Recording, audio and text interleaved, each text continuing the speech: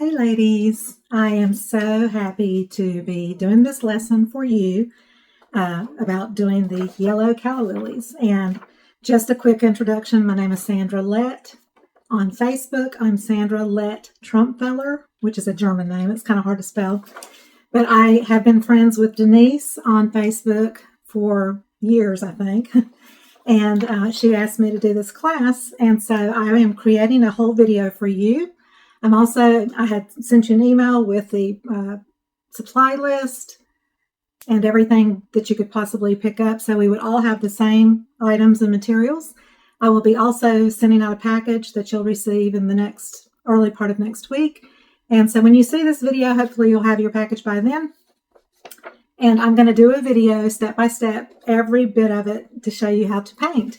And I'm hoping I can really open up a world of creativity for you. I did share a little bit about myself in an email, kind of like a welcome email introducing myself, that came from Sandra at sandralett.com. I hope you received that email. And I know that there's one of you that has a couple of daughters that will be doing this class. And I know there was a Tammy that kind of came in late, but she's also taking the class. And I'm also going to put this out on YouTube for everybody to take, maybe as a subscription on my YouTube channel. But it's coming to you first exclusively from me free, and that's why I'm letting you purchase your materials, but it's stuff that you can use in the future, hopefully. I'm not charging anything for the class per se, so the only expense would be for you to pay for your materials. Now, I do typically, lately, I use the fluid acrylics that look like this, and they are kind of expensive. Like this bottle is somewhere between $10 to $20. I can't remember the price. The little tiny bottles are still about $6 or $8. You know, they're not cheap. They do last a long time. They're super pigmented, very high concentration of pigment. Really love them. Back in the day, and for many years, over 20 years, I used Deco Art paints, craft paints in the 2-ounce bottles, like Americana paints. These are, no more than $2 a bottle. And I used these for years. I painted murals with these, and they're fabulous. I love them, but I've kind of graduated up to the golden, but they're way more pricey. So what I did was I picked out a set of paints for everybody to all use the same paints from Hobby Lobby, and they're 2 paints. So this is going to be kind of my first experience using these as well. But the value was excellent, and it's Master's Touch, which I have used Master's Touch 2 paints for lots of different projects, especially acrylic pours and that kind of thing. So this was a 24-piece set. Each tube is about a ½ ounce, and it's enough to do this painting and probably many others.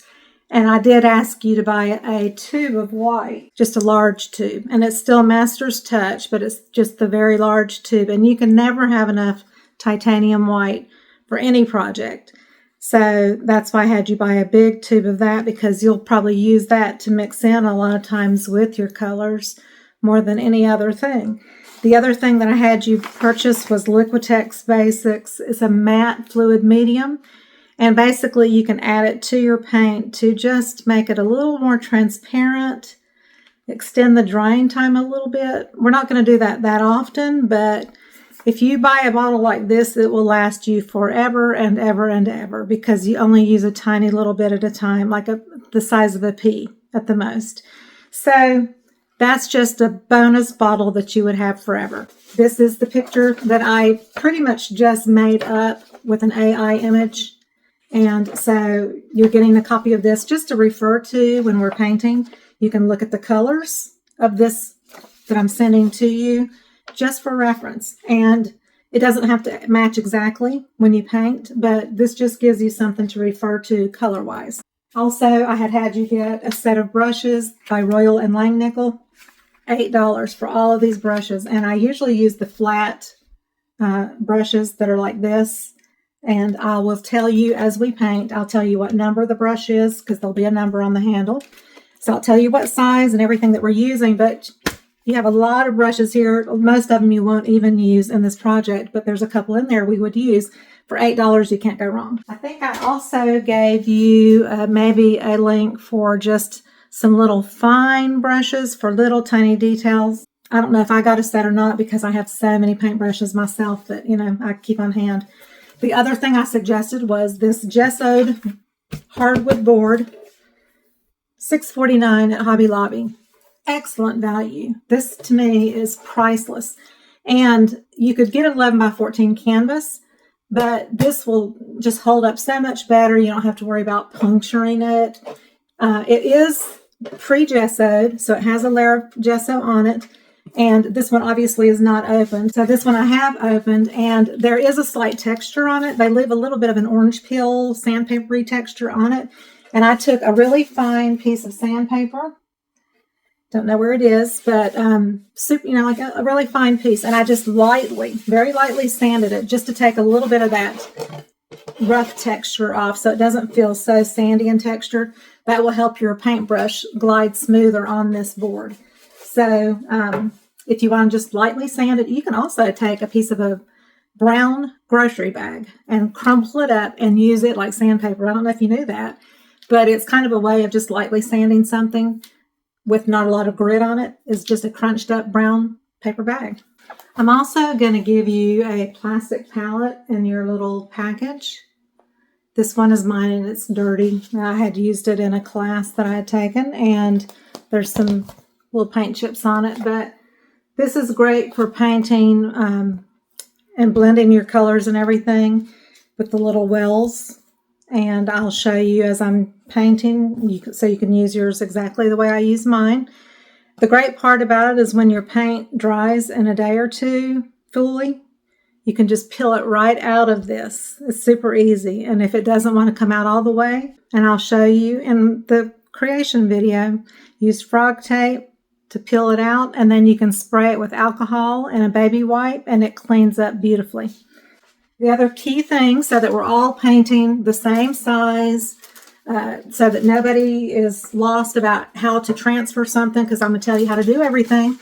I made you a traceable, and I printed it out, and it's basically 2 sheets of regular copy paper, but I have a program on the computer I use to resize images, and I made the outline for you from the photograph, and basically it is just a little bit smaller than your panel.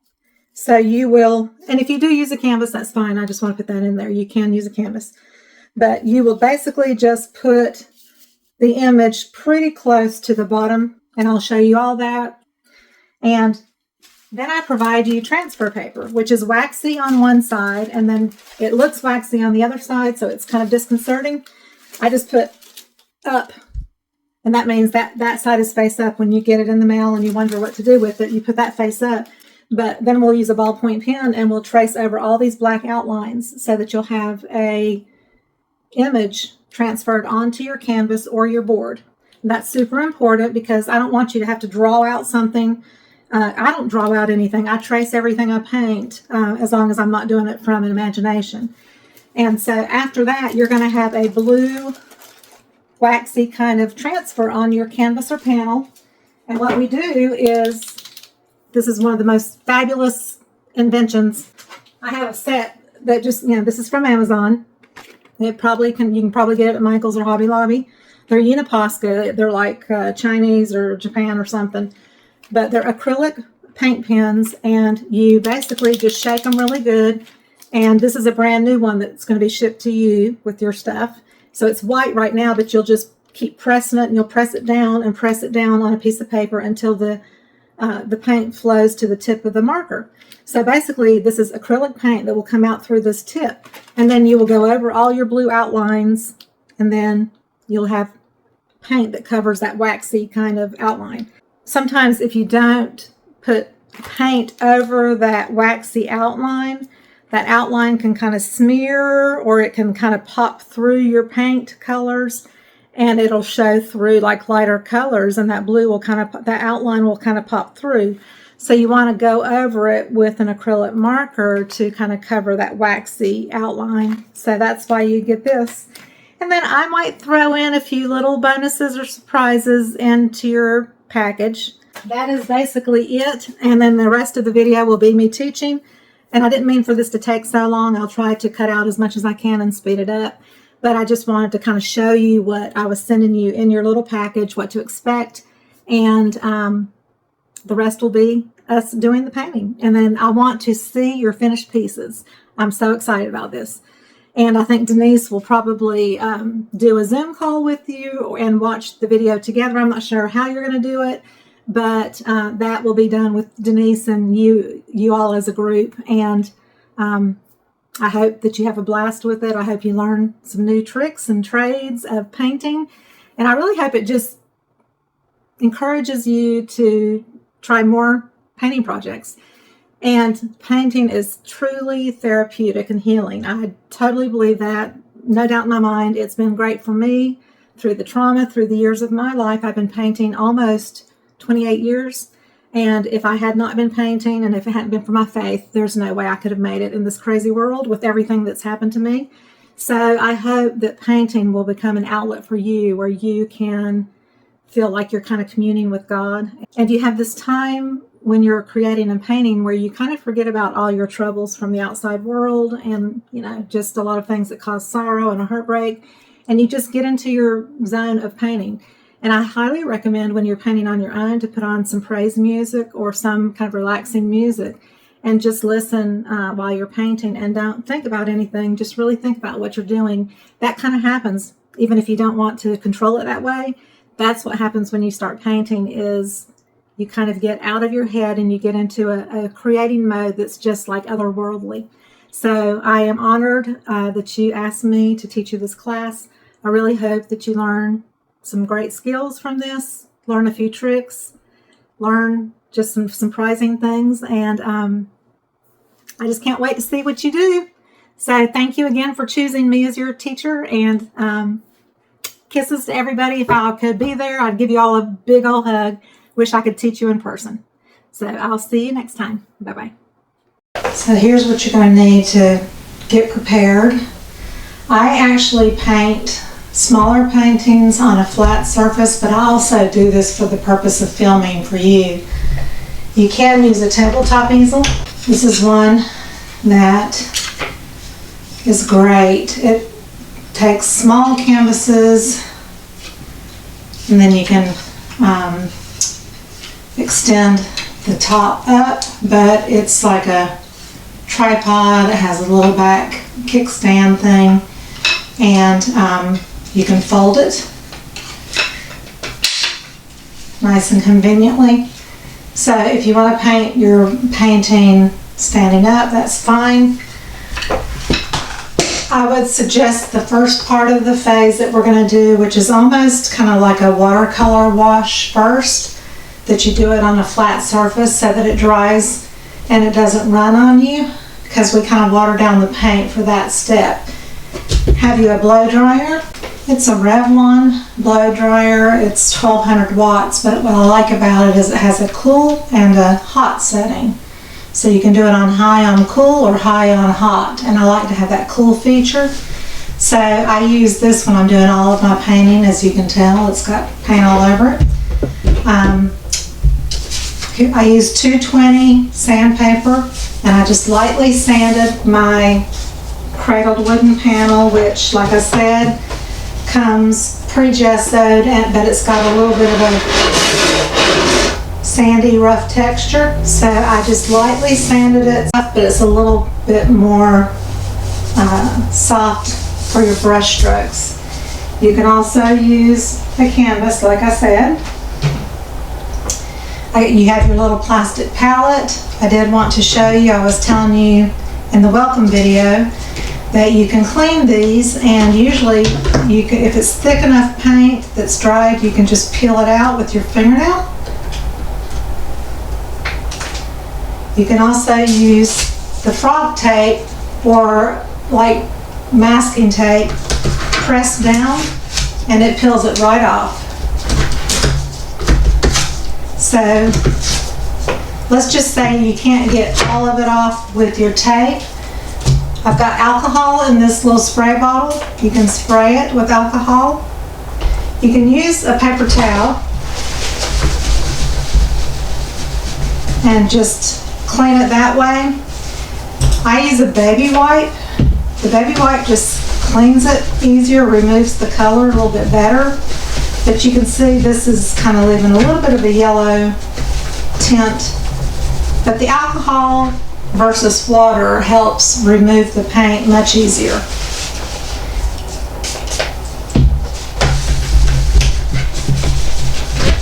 You can get those little spray bottles online from Amazon. You can get them, I think, at Hobby Lobby. They're just great for putting water in, alcohol. You just got to make sure, like I have a percentage written on the bottle so I know it's alcohol and not water. Then you have your cup of water, lots of good clean water.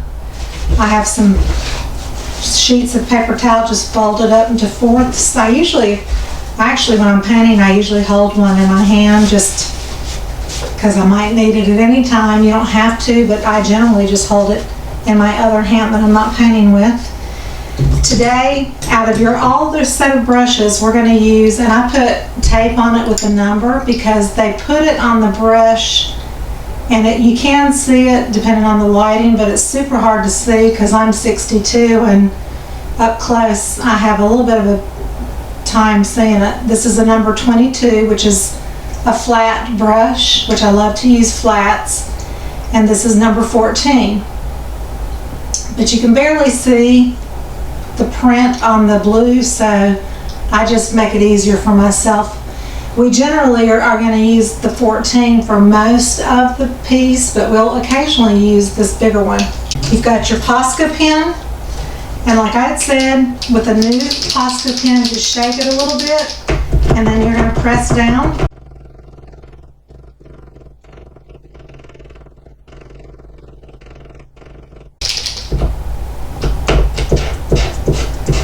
So now you have an acrylic paint that comes out like a pen. So that's what we're going to use to trace over our lines once we've traced our image. And you'll need a ballpoint pen to transfer your image onto your canvas or panel. And then I have a few little small brushes that are really small that we may or may not need. And if you have some, that's great.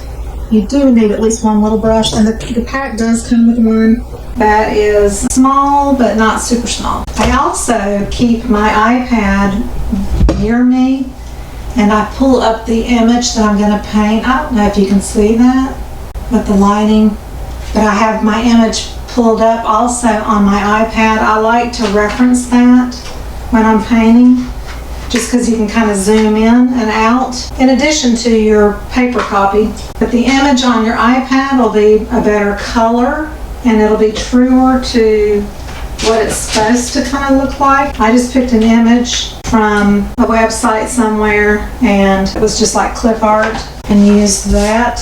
I wanted to show you too that I've got you a little color wheel that I sent along, and that just shows you the range of colors on a color wheel, and anything across the color wheel, like yellow and violet, orange, red, and blue, green, red and green, orange and blue.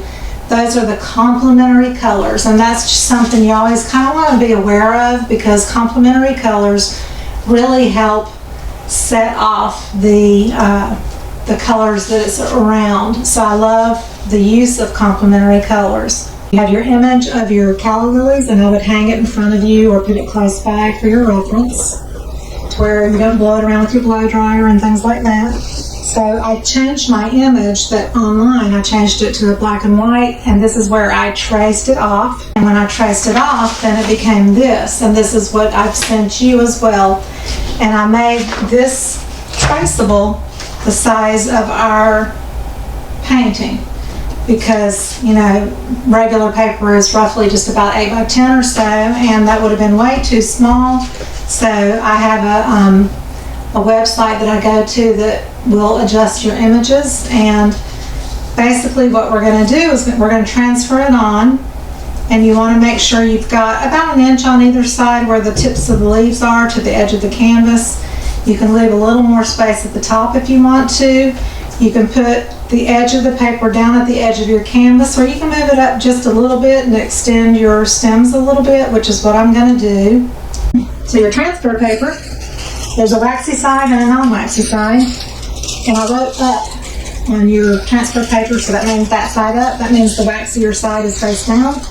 We're basically just going to put it between the drawing and the canvas. So I'm just going to have to feel, because, or you can cut if you want to cut your transfer paper down so you can see all the edges of your canvas. So, but I can see and I can feel. So I'm just going to go over a little bit and up. Very basically, take my ballpoint pen, make sure to hold your paper down the whole time you're doing it, at all times, so that it doesn't shift on you and your design doesn't get askew. So I'm just going to transfer, just trace each line. And you don't have to do it perfectly.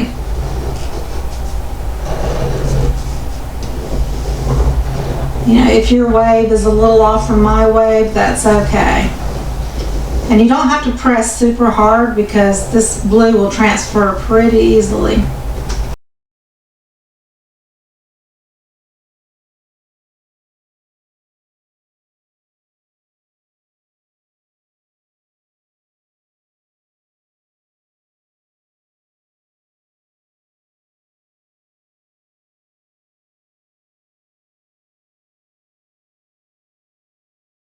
Continue to hold that paper down.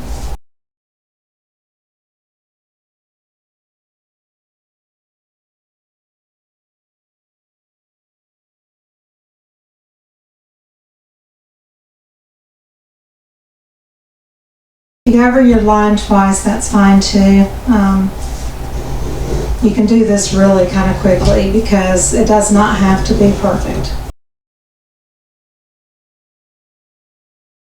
Really, the faster you go, the more easy it is to not be super picky about your lines.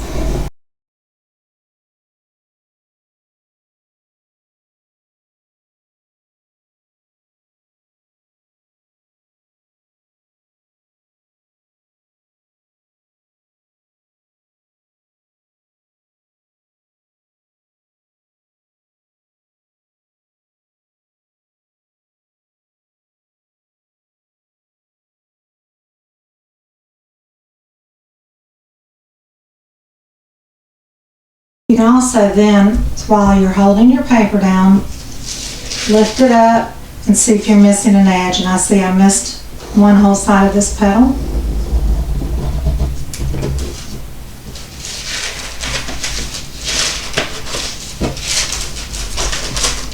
So I'll do look at one side, and then I'm going to hold this side and look at this side. Again, I missed a little bit here.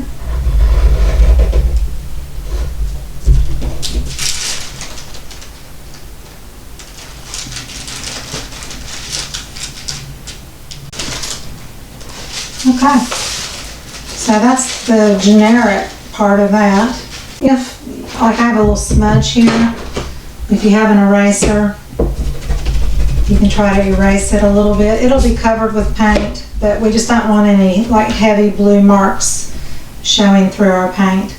Now, this is where we're going to take our Posca pen, and if occasionally you need to press it down just to keep the paint flowing.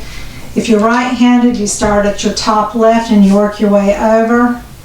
If you're left-handed, you work from right to left. That way you're not starting here and then putting your hand in your paint. This dries very, very quickly though. And again, if you're not perfectly on the lines, that's okay. We want it pretty close to cover up that waxy tracing.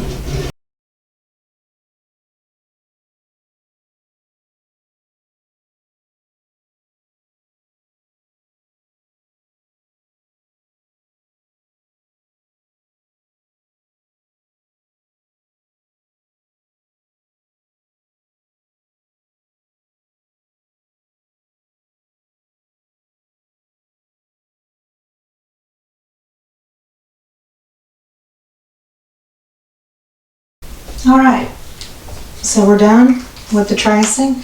Another thing I wanted to say is, if you're using this video, which you can watch probably over and over again on YouTube, I would recommend watching the whole video through at least one time before you start and do it.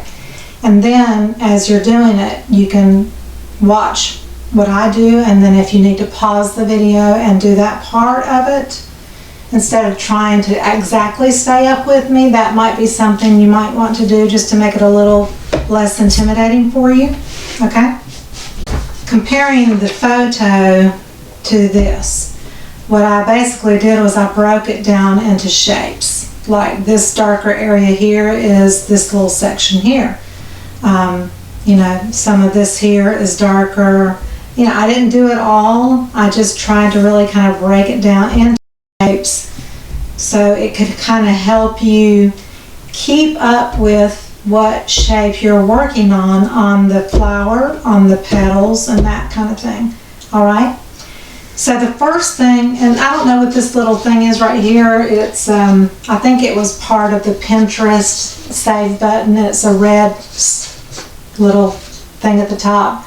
That is not part of the flower. It's just when I saved the image or whatever, it had that little Pinterest or something red button up there. So ignore that little red spot right there. So what we're going to do first is we're going to mix up a wash. And the colors we're going to use, let's just go ahead and put those out there. We're going to use obviously white.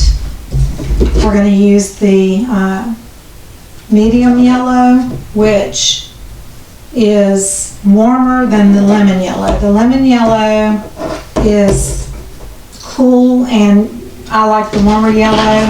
It's more vibrant. Okay.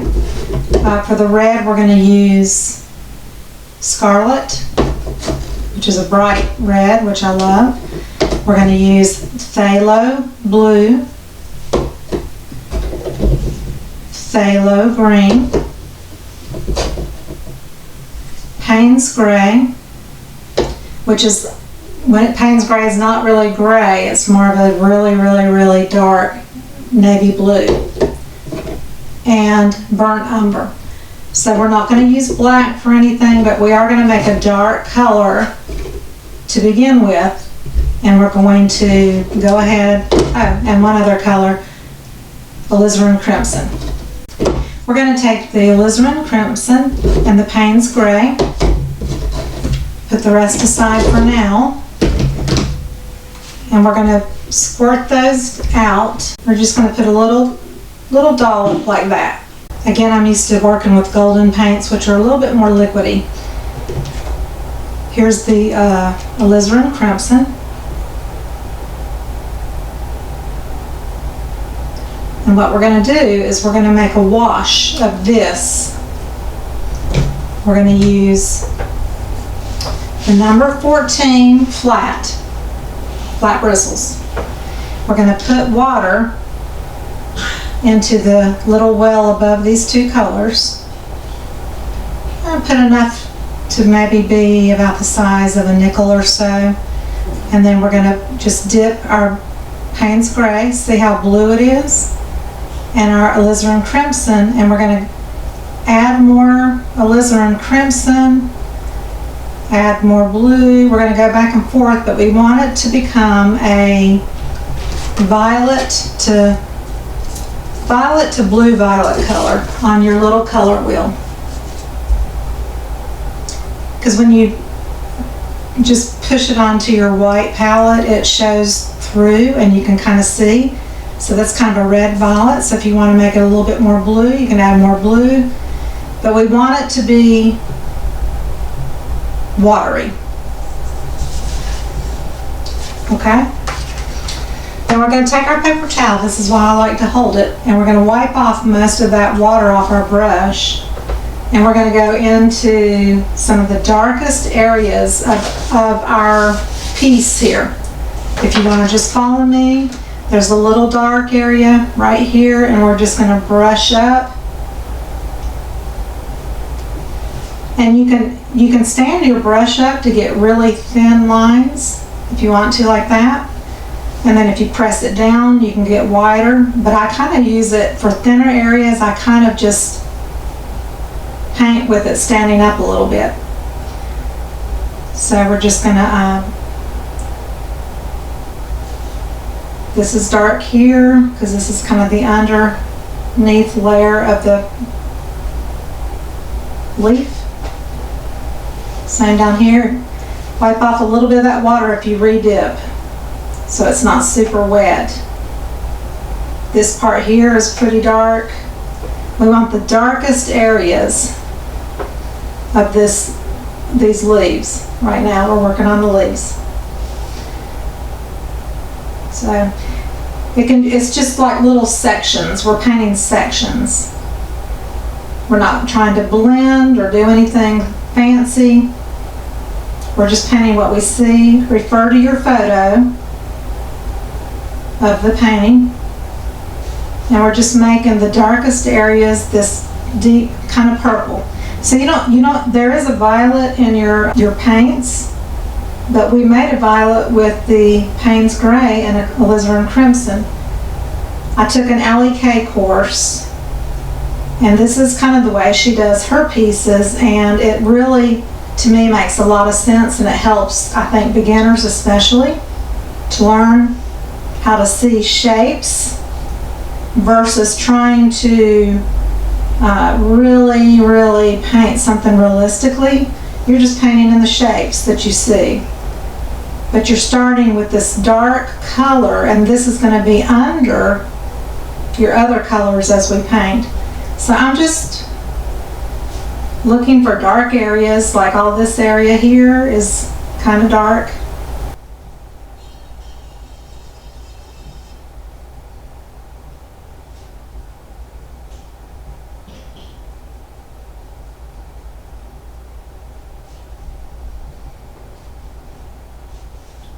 This is all pretty light. It's only dark down at the bottom of the stem.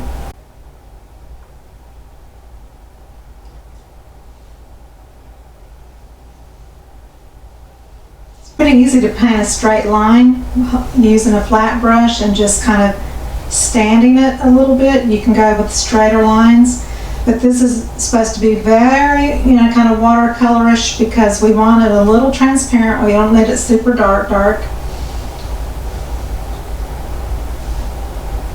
Down here, right under this petal, it's a little bit dark. You don't have to paint it to look real, we're just going for shapes. It's a little bit dark here, we'll do just a little bit with that. Up here, just the tip of this petal is darker.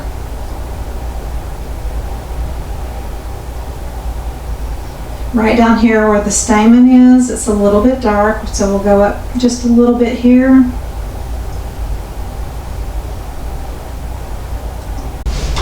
Move my thing out of the way while I'm trying to get this painted here. So right here, it kind of goes up and around this stamen, kind of dark. I left out a line I can see right here, and I may have left it out on your traceable. I think I did.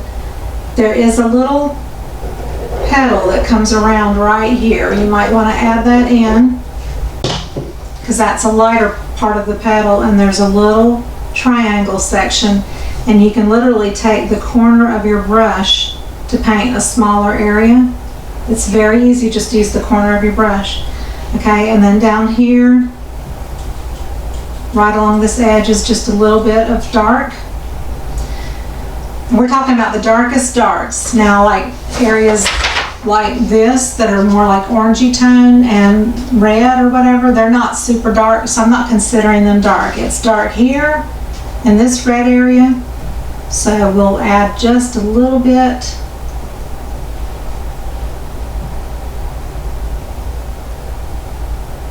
I wouldn't say this is really dark either. There's a shadow behind this stamen right here. So I'm using the corner of my brush to get that little area. If you want to use a smaller brush, you can. But what will happen is you'll end up trying to paint like super perfect. And you don't need to be painting super perfect. Just let the brush work for you. And we're going for kind of a abstract graphic kind of look of this instead of totally realistic. Okay, so just some areas. We're not covering every area, we just want the darkest areas. Under here it is dark.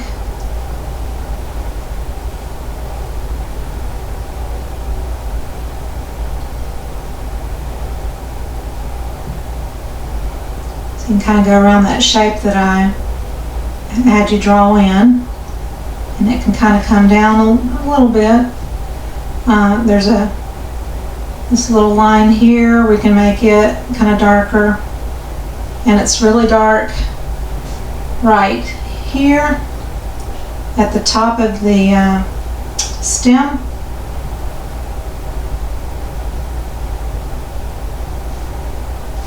And a little bit dark as it goes down, a little bit up here,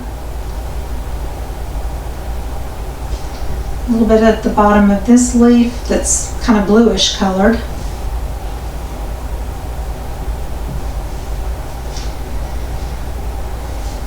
Take it up a little bit right here, kind of along that area.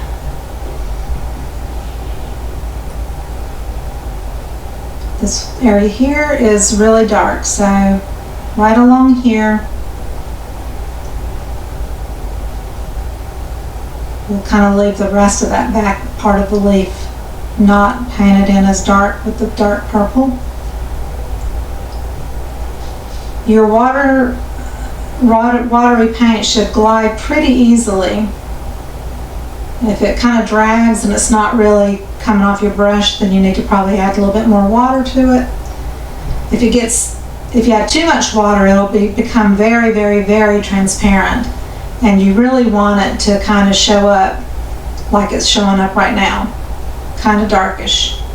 This leaf down here is really dark. Okay, I'm going to come down here with a little line right there.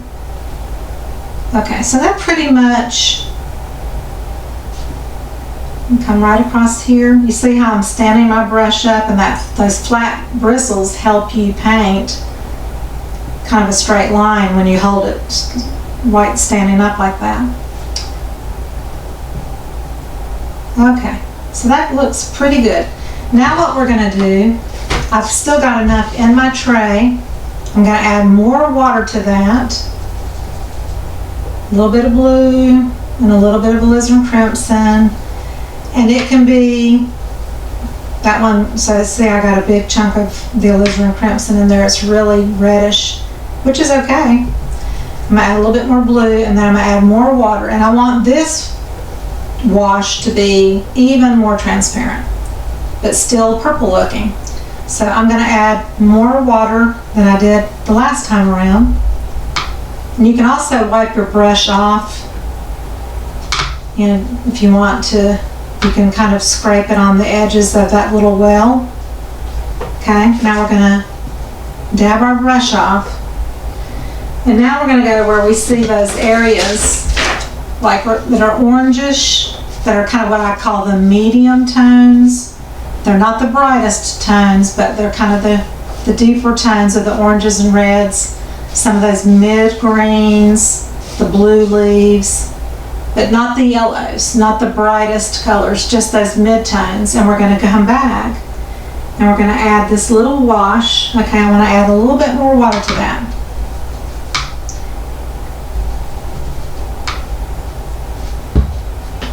Tap off a little bit of that wetness. I want this more transparent looking. And I'm going to fill in this shape right here, this whole shape right here. So I'm kind of like coloring in, like a coloring book in a way. I'm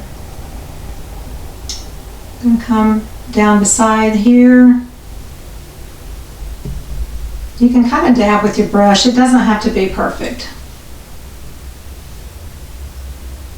This is kind of the shadowed area that's kind of reddish in your picture.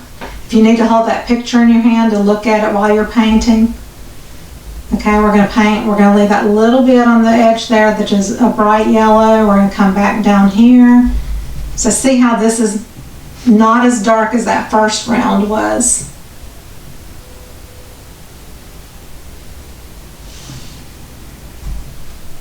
We're going to come up here because there's that green, which is kind of a medium tone.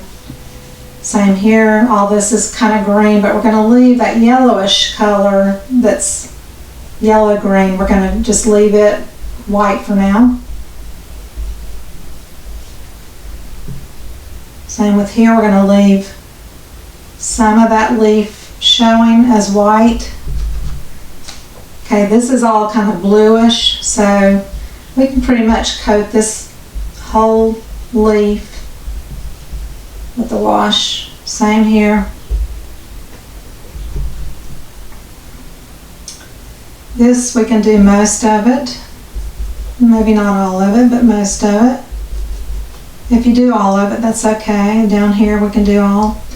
So the stem here has a lighter side on the left, so we're going to come down on the right hand side, which is the medium part of the green. We're going to do all of this here. Well, let's leave those two little areas, let's leave them alone. This can all be on this petal or leaf right here. We can kind of wash that whole thing and the part of the bottom of the calla lily right there. So this is the lightest area of this calla lily, and that little round area is lighter. We're going to go around it. Again, we're not aiming for perfection here. We're just filling in. It's kind of like a road map for you. It'll help you find your places to go when you want to put the color on. Okay, so we're going to paint right there. We're going to bring this up. We're going to leave some of those lighter areas alone. Maybe a little bit of that stamen, but not all of it. We're definitely going to we're going to come up around that edge. Again, wiping off my brush there is a little thick with water. This is lighter, so we're going to leave that. We're going to just come in and do these little areas that are kind of drawn in right there. We're going to leave that area because that's going to be yellowish. And this one last leaf.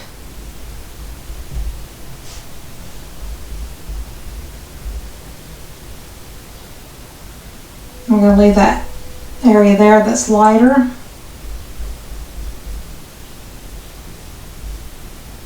Okay. And then this right here is a deeper green. I think that's pretty good. We can maybe come along here just a little bit. All right, so that gets your watercolored effect of the really darkest darks and the mid-tones. It puts it on your canvas. And now we're rinsing the brush totally. So we're going to take this alizarin crimson and we're going to put a petal of water right here. And just put a little bit on the corner of your brush. You just want to tint that water just a little bit. And we're going to cover the leaves with this. The reason we're doing that is leaves are green, and the opposite of green on the color wheel is red. So we're going to use this alizarin crimson, which is almost like a quinacridone. It's like a quinacridone magenta, but they don't have that in the paint set that you have. So we're kind of just making a bright red, and we're going to go over everything that would be green in this painting. So over the purple parts and everything. And the reason we're doing this is so that some of that fun color can pop through later as just to give it a little special sauce is what I would call it, special sauce. So I am literally painting over all the green leaves and stems. And like I don't have enough there to finish. I've got some blue in my quinacridone, so I'm trying to work around it and not get that blue in there.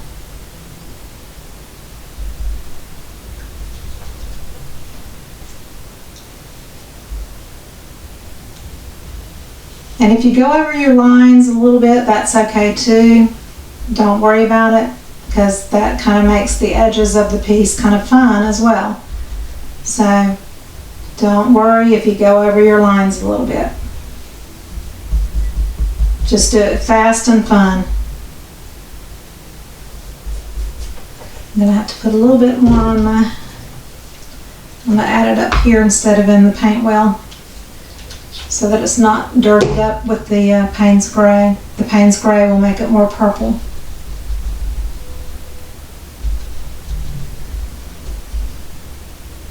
So this is just straight, watery alizarin crimson. And this is why I said if you'll do this part with your painting or panel on the tabletop instead of standing up on an easel, if your paints are watery, they won't run down your thing and drip.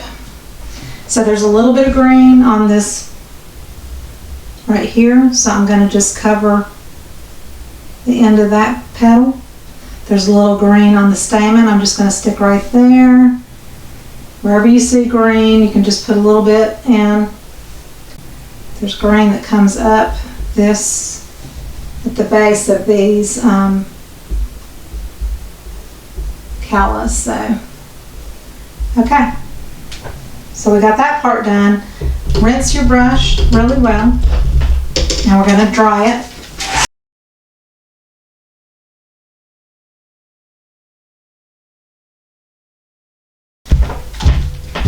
Try not to go super slow. Try to kind of do this quickly, because it forces you to kind of not try to paint so realistically. And because we're painting kind of a larger piece, you can kind of go quicker with the brush strokes as well. So the next thing is the yellow. On the color wheel, the opposite of yellow is violet, which is the same color we were mixing, but we did it with the Payne's Gray, which is kind of like a dark blue. So now we want to mix this quinacridone with the phthalo blue. And phthalo blue is super strong, so we're just going to put a little bit in the corner there. We could literally take the bigger wide brush, but I'm just going to continue to use this number 14. We have just that quinacridone there. Well, it's not quinacridone, it is alizarin crimson. And some of that. See how strong? I just barely touched the corner of that blue. So this is a brighter, it feels a little bit brighter because of the color of blue that you're using, the phthalo blue, versus the Payne's Gray, which is a dark, grayed up navy color. So see, that's more purple. You can wipe off if you need to. But we're going to go over this, and we're just going to basically cover in those areas that were the lightest parts of the yellow. And when you're looking at this, you know, right now, it's like, oh my goodness, it's all very dark and kind of morbid looking. But add a little bit more water to that. You want this very transparent.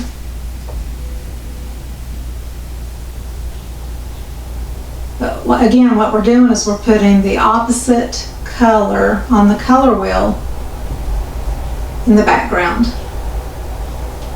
And what we're going to do is try to leave a little bit of that background here and there just for fun pops of color.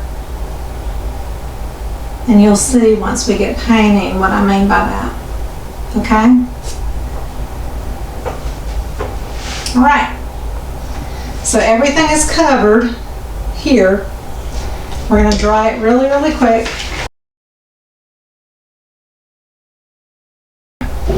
Now, the background. I want my background to kind of be an aqua. You know, the background here is white. You can leave it white, but I'm going to show you how to put in a background, and I want to do aqua. On the color wheel, that pale aqua would be a lighter version of this blue-green right here. So the opposite would be an orange-red, okay? So we want to put a wash of orange-red in the background color. So we're going to use that same, we're going to put yellow in our little thing right here. Make sure your brush is clean, wiped out. Make sure to dry your brush off when you're not using it. Rinse it and dry it off and squeeze the bristles so they're flat again. That just saves the life of your brush a good bit. We're going to put some yellow up here and a little bit of that alizarin crimson. More yellow.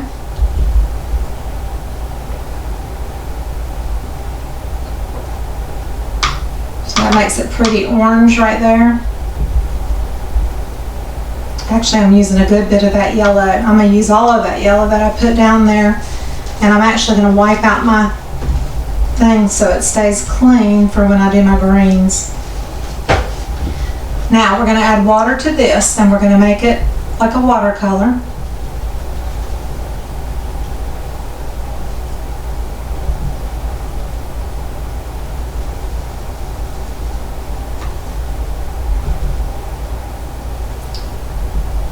And we're going to have pops of this showing through maybe in the background. Okay. Now, that's really watery. I've got like a puddle. I'm going to wipe that onto here with my brush, but I'm going to use the bigger one now. I'm going to add a little bit more yellow to this. This yellow is not super strong. You know, a lot of your brands just are different. They have different qualities to them. And like this takes way more paint to mix this up than it would the golden, which is fluid acrylics. So sometimes it just depends on the brands. And this is tube paint. It's a little bit different from the fluid acrylics. See how it's transparent? And we're just going to put that wash, and we're going to go right up to the edge of our design, the whole thing. And work quickly because it's going to dry on you quickly because it is watered down, and so it's just going to take a few minutes, especially if you have a ceiling fan going or anything like that. Again, you can kind of turn your brush, you know, stand it up to get between like tight spots.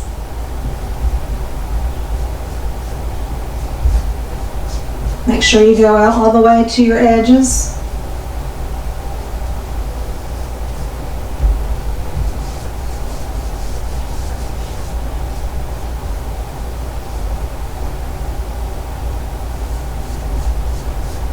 At the end, I'll also share with you what I seal my paintings with and what I use to paint the edges of my canvases with, which is a really cool, simple, fast trick. I learned it watching another artist on Instagram. So you learn things from watching other people, different tips and things. This can go up over some of the edges of the other color, so don't worry about it too much. Don't be precious. As a lot of us say in the art world, don't be precious with your brush strokes. Just get it on there quickly. The key is to get it on quickly because this is all basically just our background. It's kind of like the foundation of our painting. It's not, most of this is not even going to show that we've done right now. It's not even going to show. And when I show you how to paint the rest of it in the colors, you could basically do the painting just by painting the colors, I like to do this layer that I learned by Allie Kay, where you put a wash underneath just so that you get this little bit of pops of color and you have a road map of the shading and all that kind of helps you understand a little bit more what you're looking for with your different shapes. That's, I think, what is very helpful for a newer artist. But as you can see, I am doing this quickly, and I want you to do it quickly too. Don't be precious. Get it on there quickly. And crisscross a little bit if you need to, and that kind of helps with not having a lot of brush strokes, but they're not going to really show anyway. And I have actually not done any paintings with Master's Touch paint in a long time, so this is kind of a first for me to use this brand of paint and so forth with you, because I've been using Deco Art for years, and then I switched to Golden. So it's all, we've got our whole base on now.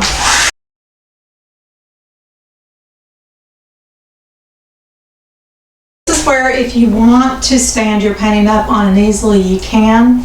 Now that you've got your watery part out of the way, you can stand it up. I'm going to leave mine flat, which I like to do with smaller paintings, but you can put it on an easel if you want to.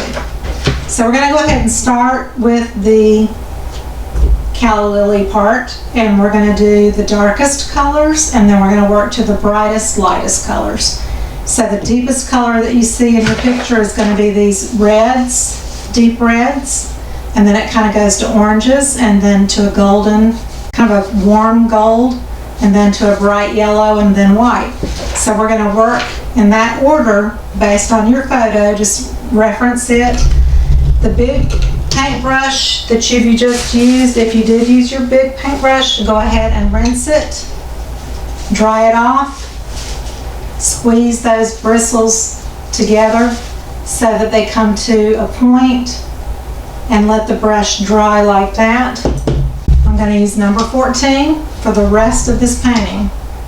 Rinse it well, make sure it's all dry here so the water doesn't drip down on your painting while you're painting. Every time you rinse, make sure the handle of the brush is also dry, or it will drip on your paint and then make a big white dot where the water lands in your wet paint. I've done it so many times, so I'm trying to give you a heads up not to make that mistake. So now we're going to go back to the Calla Lilies. We're going to take the red, and let's just go ahead, I'm going to just put it right here where I had the orange mixed up. Put a little petal there of red. And as you could see, it took a lot of yellow, so I'm going to put a bigger petal of yellow here. And now we're going to add white in our well right here, because sometimes you need white to make a color opaque. And what I mean by opaque is not as transparent. Most of these colors are, because they're cheaper paints, they're a little bit more on the transparent side. And even with good quality paints, there's going to be transparents and then more solid colors. So these colors are pretty transparent. So we're going to need just a little bit of white, a little bit of red, and then we're going to need a lot of yellow. So that kind of makes a kind of a corally color. So we're going to go with more red again. And let's move up here, because we want just a pile of red, deeper red by itself. I'm going to add a little bit of that alizarin crimson to it. And then we're going to go, and according to the photo, I'm going to brush right there. I'm going to put a little in the shadow behind the stamen. A little bit in this shadowed area here. Just a little bit on the edge here of this petal. This can actually go up towards the center a little bit. Dip back in. This here is definitely darker.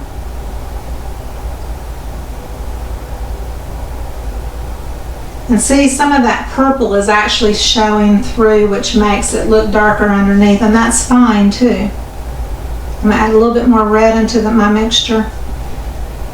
Okay, along this edge. And I'm standing my brush up to kind of keep a little bit of control around the edge of this petal. And I'm just going to brush in a few strokes. I'm not trying to blend or do anything. I'm just putting color down. Go back and see if you put your brush into your color, you can go back and forth pressing the bristles. That kind of helps you keep a straight edge on your the edge of the bristles right there. So we're going to come behind this stamen here. This is going to be red, and I'm using pretty much the corner of my brush to just paint that in instead of just pulling out another brush altogether. Stand my brush up. I'm going to do a little bit of red right here. There's a little red mixed in here that kind of comes up, and I went over my line, and that's okay. Don't worry about it. Do not worry about it. Okay, back over here. Make sure I have enough red in there. I'm going to add a little bit more of that alizarin crimson. And right under here in that corner, and if you need to put your pinky down to kind of help you hold your hand still, that helps you kind of, it's kind of like a kickstand. We're going to do a little triangle there, and then we're going to stand the bristles up and go right under that petal, how it looks kind of reddish. And we're going to come down, and we're going to go right into that curve of that petal, and we're going to leave a little bit of that because it's going to be bright yellow, and we may even add some orange to that. But so we're just looking for shapes that look red. Again, a little bit more alizarin crimson, and right under this petal is the darkest area, and then under here it turns into this whole little section. I love painting because it really makes you kind of get out of your head, and it just puts you in a different place. It's really, really rewarding and relaxing. I'm going to also come along the edge of this petal just to kind of make a definite line there. So I'm just looking around on my photo reference, making sure. And then down here we've got a little bit of an orangey red, so I'm going to put a little red there, but we'll come back with orange and lighten it up a little bit, but I'm going to put a little red there. And that's pretty much the reddish part. So what we're going to do before we go any further is dry it, because we don't want any shininess on it, because if it looks shiny, it's still wet.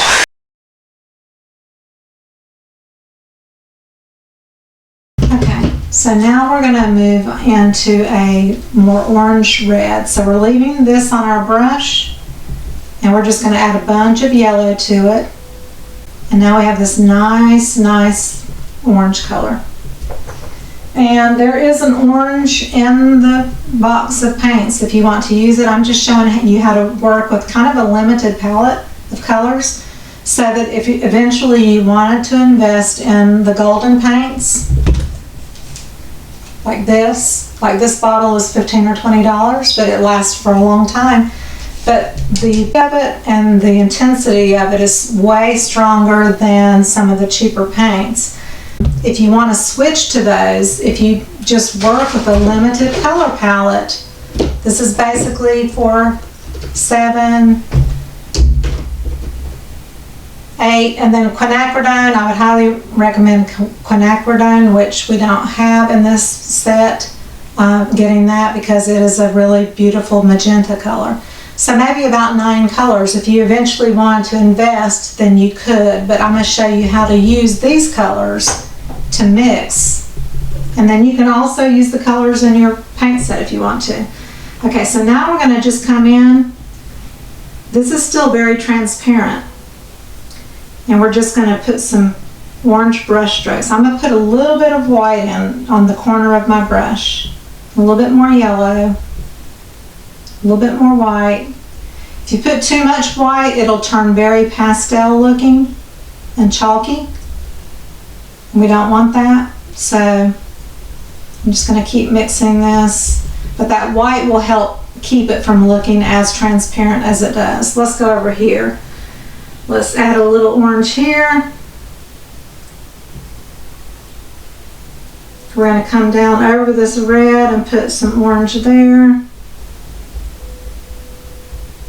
I can tell already that this paint is really on the transparent side, really. This little triangle is going to be orange.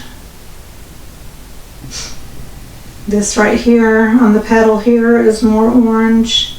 We can add a pop of right there, here. Let's come down the side of this right here.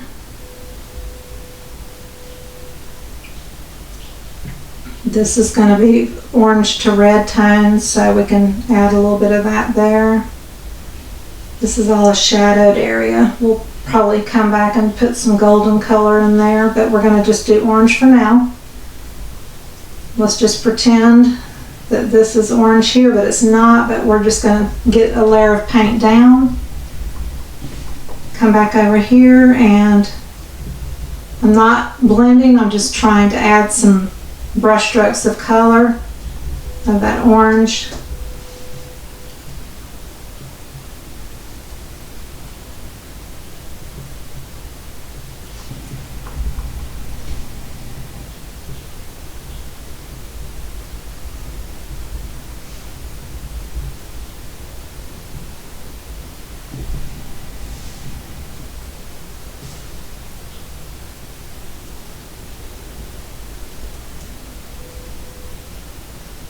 So we can kind of go over this whole area because it's transparent, so we can still see through it, and put a little orange there. Where this gold color would be, we can put orange here. Let's dry that.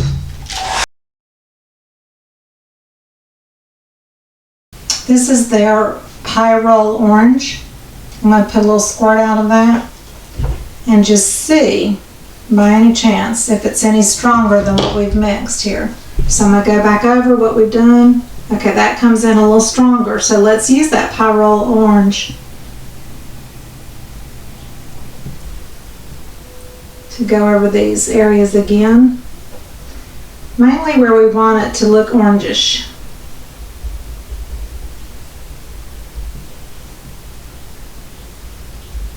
And I'm not trying to cover the whole area. I'm going to put a little yellow with that orange of theirs. Don't cover all the areas. Leave pops of the deeper color, because that will add depth and dimension to your piece. Okay, we're going to come over this area here. Now that I'm using these paints, I probably should not have done the washes underneath, because this paint is so much thinner looking. So you kind of learn from your mistakes sometimes. I don't want to make it harder on y'all. So I'm going back into that orange. Okay.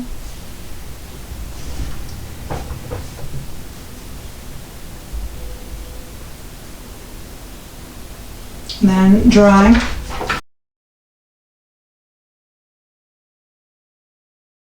Okay, that's my brush. We're going to get a little bit of the burnt umber.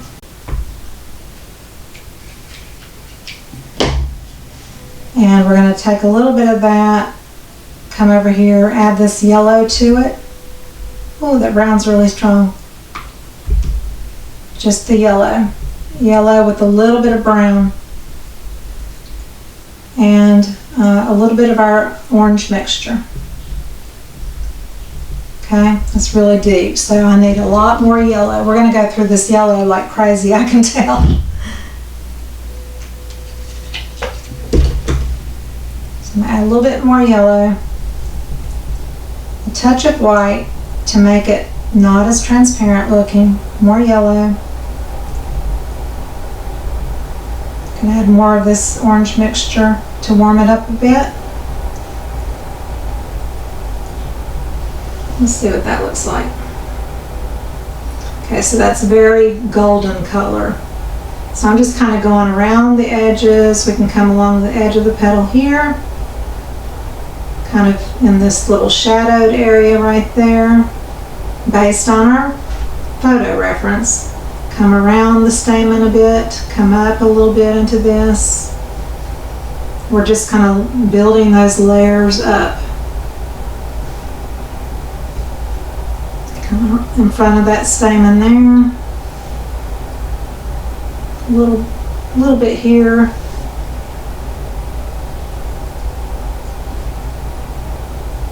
A little bit there. This is very much a golden color underneath here.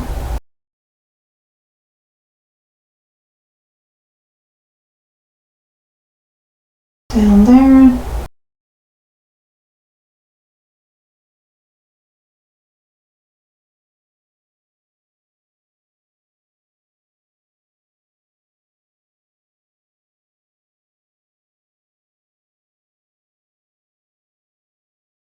Kind of this shadowed area.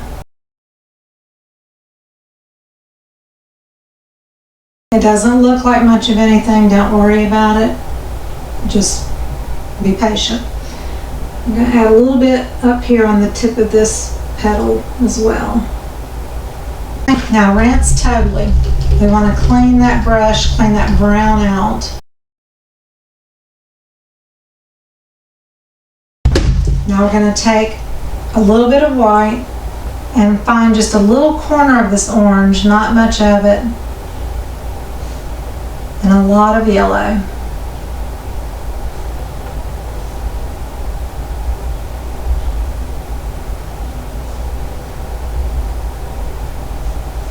Tiny bit of white, just the tip of your corner, not much at all, because if you put too much it's going to become really like a pastel. So let's add here.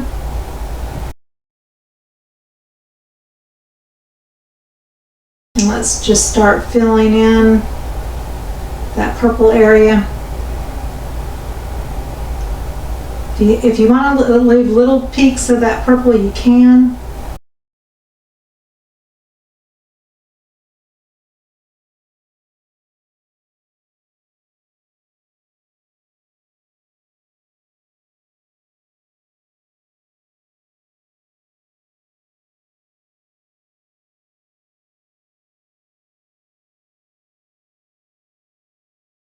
More yellow and a little bit of white.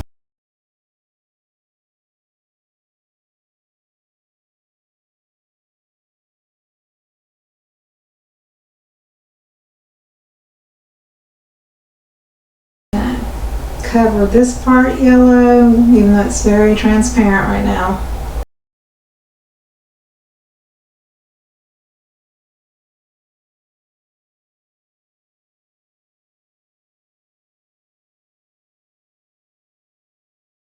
Come down here.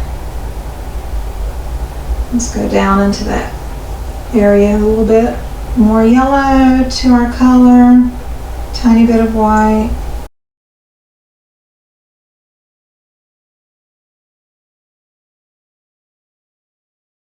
This is so transparent. I'm kind of regretting having picked these paints for y'all, because you have to build it up and build it up. Okay, this part is going to be yellow, so we'll go ahead and put a little, even though it's very transparent right now. Same here.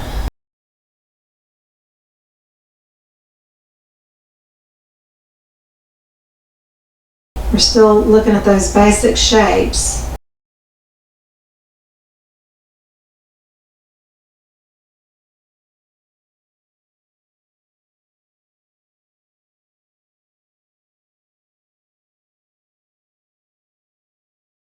Just doing it nice and quick.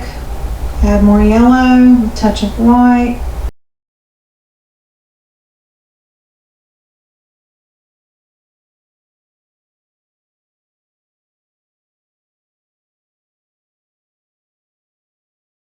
And I'm going to continue to layer.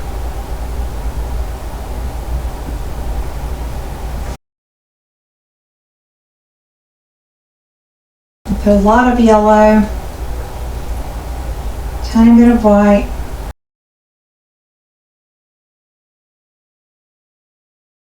still has some orange in my brush.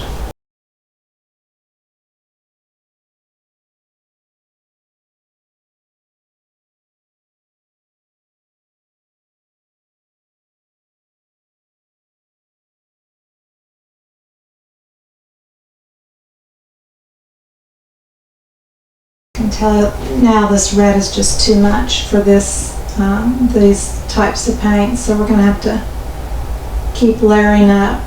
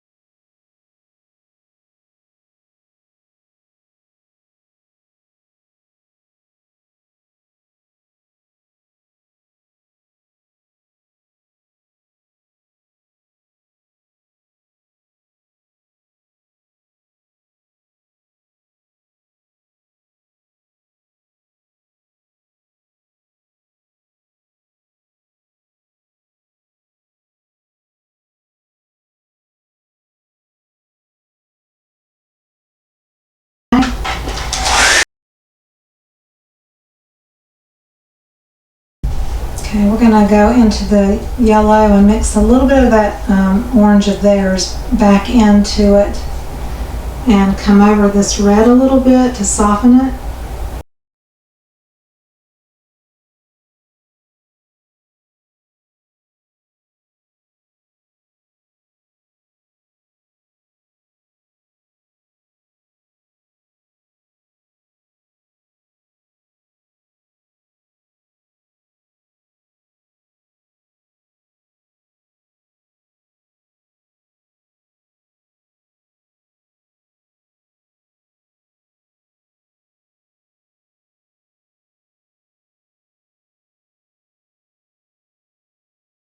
We're going around all these shapes again and trying to just soften up that red area so it doesn't look so red.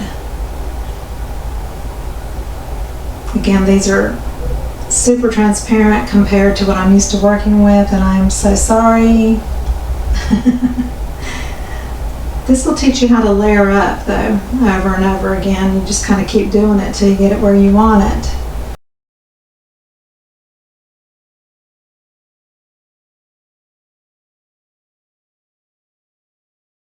And come all the way down the side of this, cover that up.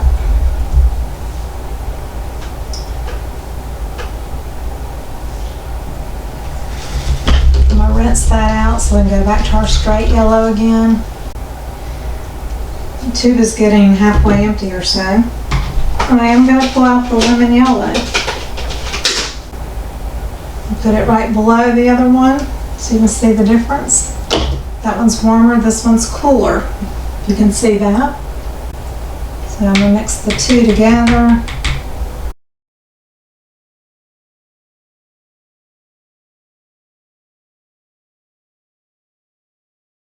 And just combining the two areas with that yellow.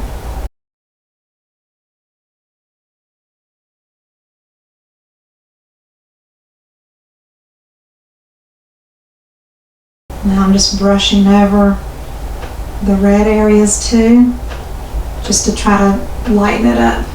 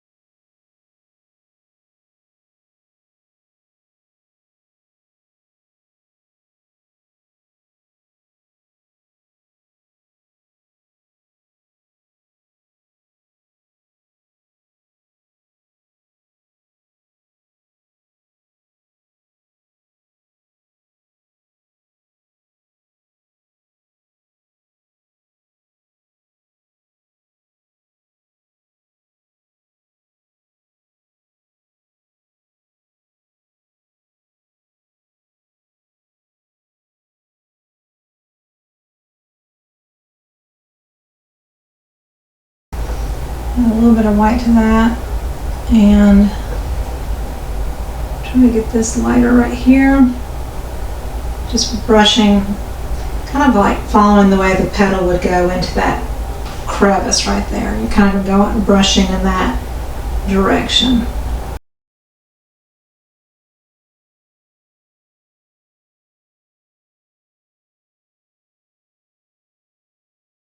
Again, we're just layering, trying to brighten it up some.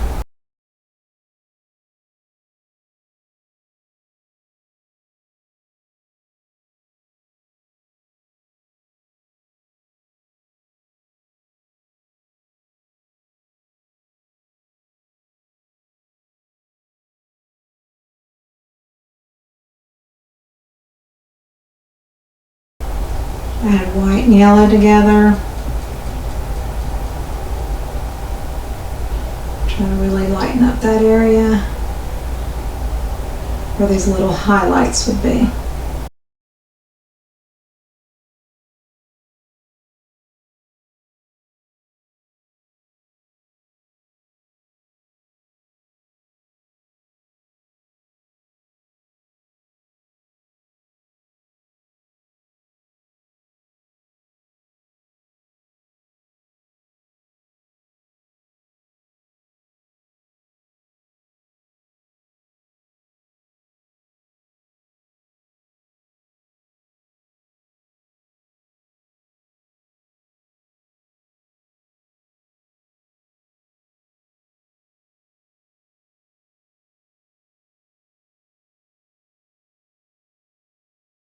I'm mixing the lemon yellow and the other yellow together because that lemon has a little bit more opacity to it where it's not as transparent. So it's just helping lighten it up.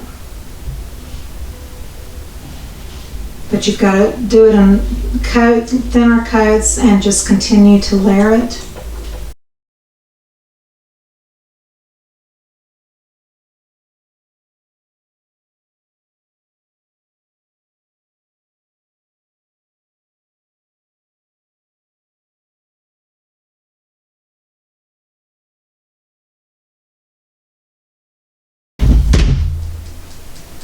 Okay, I'm going to take a good amount of white with the yellow.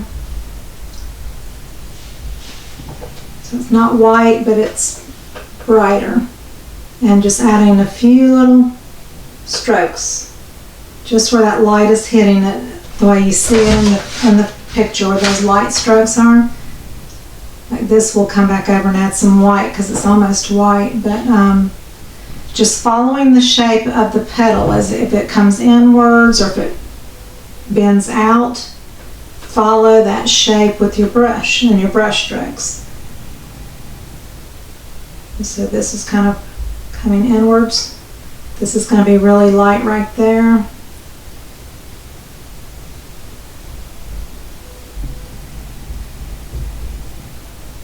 We're going to still come back and add some yellow back, but we're trying to get that really light color in and let that be drying.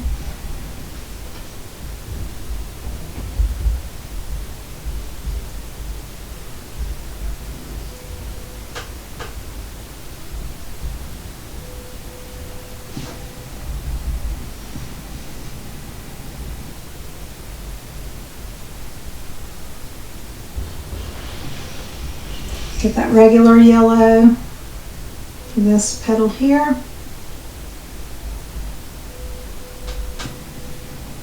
The edge right here.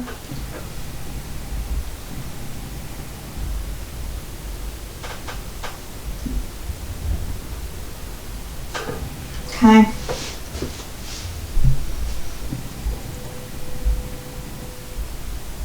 Add a little bit of a whitish color here in the middle. Again, we're going to come back and add some yellow because it's still kind of transparent, but see how it's starting to feel dimensional?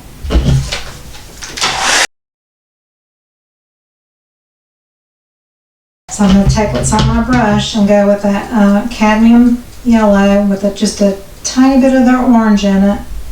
Their orange that comes in the pack. So it's kind of an orangey yellow.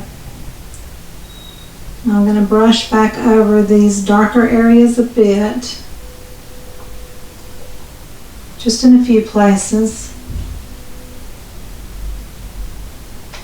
Yours will look different from mine just because of the way we're laying it down on the canvas, you know, the way you're layering it versus the way I'm layering it.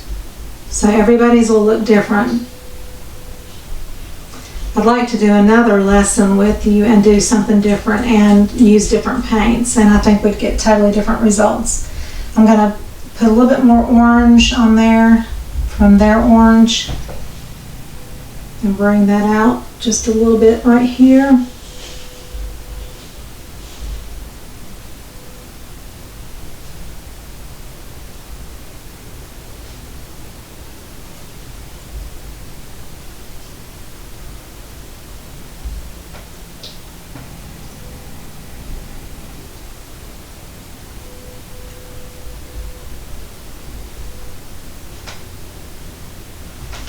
Okay, I'm going to rinse my brush. And I want to get that cadmium yellow, and you can do a little bit of the lemon.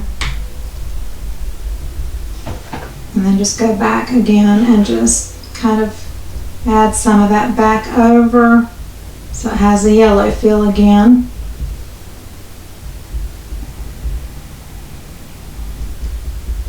I'm not super blending, I'm just going back over areas to a little bit more of a deeper golden yellow kind of look.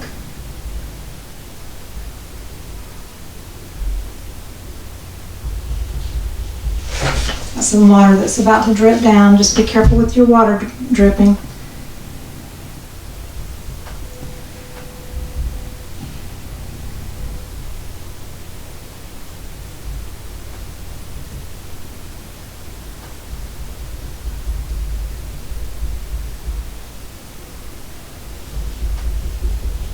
Okay, now it's starting to feel to me a little bit better. Rinse totally.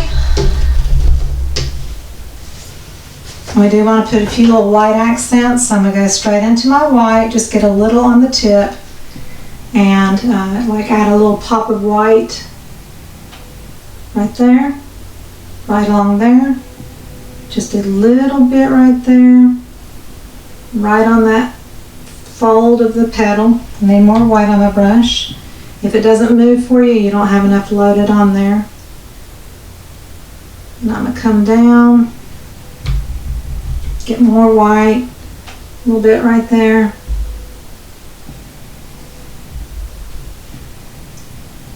Definitely this edge right there is white. A little bit highlight right here.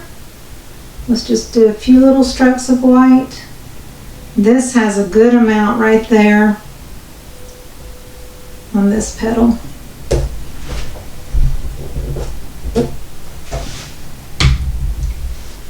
Okay, and then there's a white edge, so I'm standing my brush up.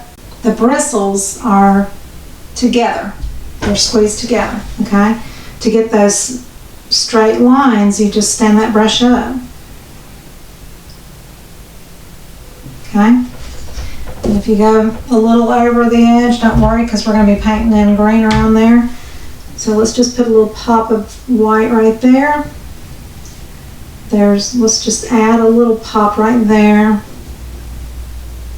A little line right here. And go back over this just to make it whiter.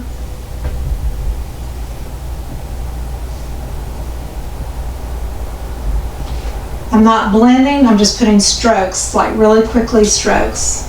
And I'll do a few there.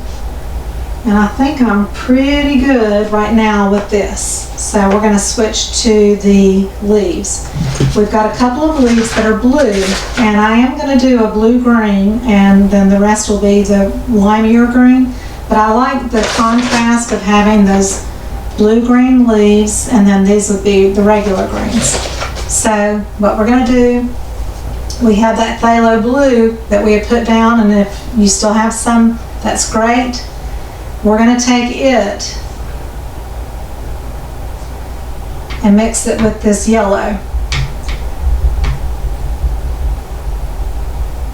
More blue.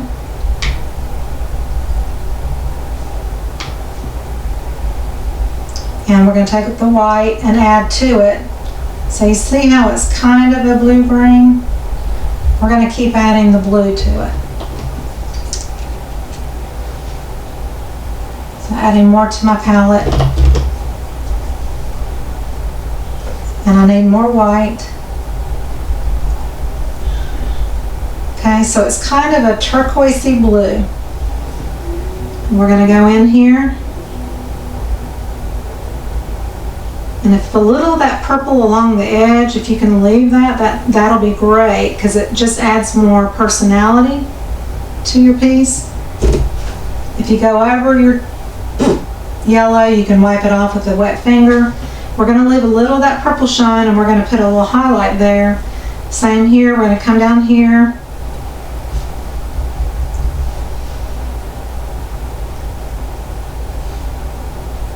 Going to get pretty much close to that petal, the leaf that's above it, pretty close to it. And then down here, I'm not going to cover all of it. There's part of that blue-green color right here in this one leaf. I'm going to add that. There's a little bit, I'm going to add more white on my palette up here where it's clean. Add a little bit on the corner of my brush and some blue. So it's like it's getting more blue as I add the blue to it. So that really punchy blue. We're going to come down here under this leaf. We're going to put that blue, leave a little purple if you want to. This is kind of the leaf that's between the green leaves. So it's kind of bluish. I might add a little bit more blue to that. Same goes between these stems. Where that darkest area is, we're going to make that the blue color. We can put a little blue here at the bottom of this leaf. We could put, just for fun, that deep kind of blue-green. Okay? Now we're going to rinse our brush. That had yellow in it, so it gave it kind of a teal blue color. Now we're going to totally wipe off our brush. We're going to use just the white and the blue. And look how pretty that is. So the white kind of lightens the blue up, but it keeps it really punchy. That blue is really punchy. Love it. I'm going to add a little bit here. We can add more white because we want some contrast between that teal color and the blue we're going to add. That's going to be kind of like a highlight. So I'm just going to kind of come around that petal a little bit and just lay in a stroke. Put a little stroke here, maybe just a little bit more blue in that.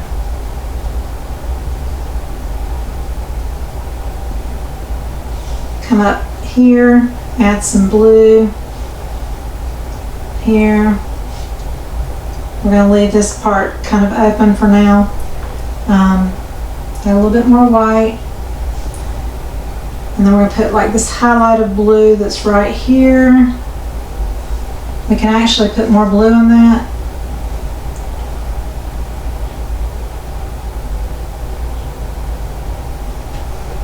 This just gives it personality. When you think of leaves as green, that's fine. But when you do little pops of colors that are unexpected, it just gives it a little bit more personality. So that's why I like to do that. And I learned this in Allie Kay's lessons. She's really a great teacher. Put a little pop of blue right there. Okay. Rinse. I want to add a little bit of white to what I've already got. Don't let your brush get wet at all where it drips. So really pale blue. And we'll put like a splash right there. Maybe one right there. And then we're going to come in here.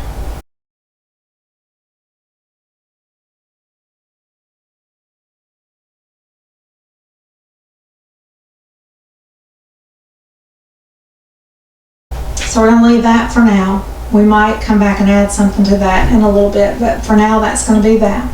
So now we're going to switch to the green leaves. So we're going to do the deepest green. So you need to rinse your brush again. Totally dry it off. I'm going to switch to a clean paper towel. My water is a little muddy, but it's okay because, you know, we're not working with like bright whites or anything right now. So it's okay if your water is muddy. Now we're going to use phthalo green. So for the darkest green, we're going to use the Payne's Gray. I'm going to come above the green here and we're going to put some of that green in. So it's like a deeper blue green. Little corner of my brush to get some burnt umber.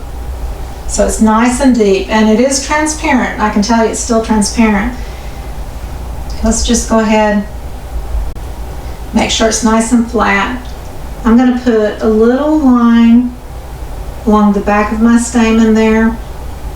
Even though this one is lighter on the other one, I'm still going to put just a little line just with the tip of my bristles, just because that's the darkest side of the stamen.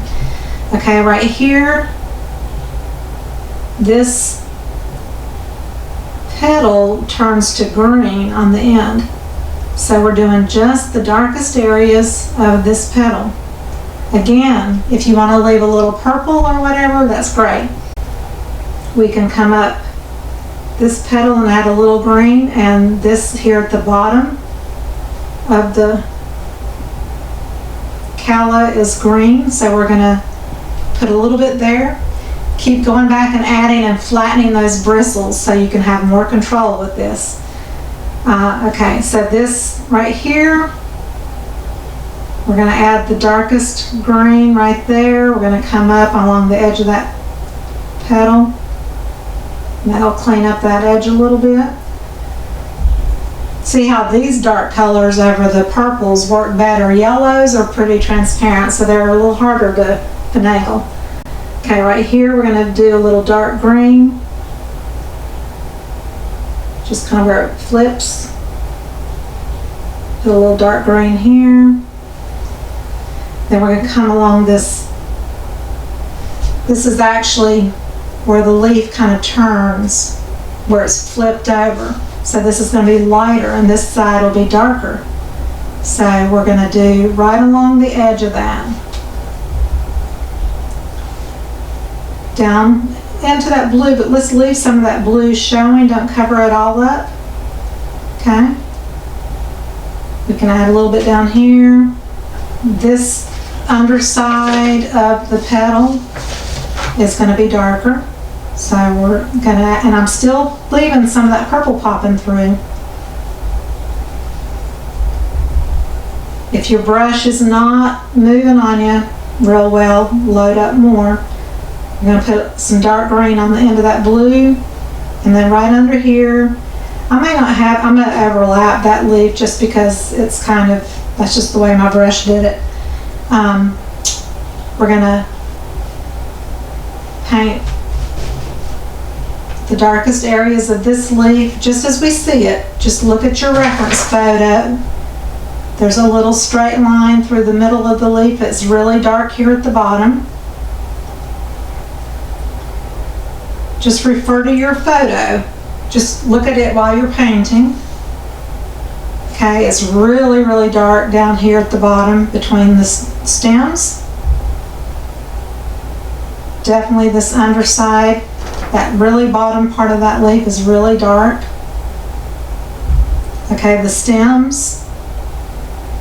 On the right hand side, the light is coming from the left. You can tell from this photograph.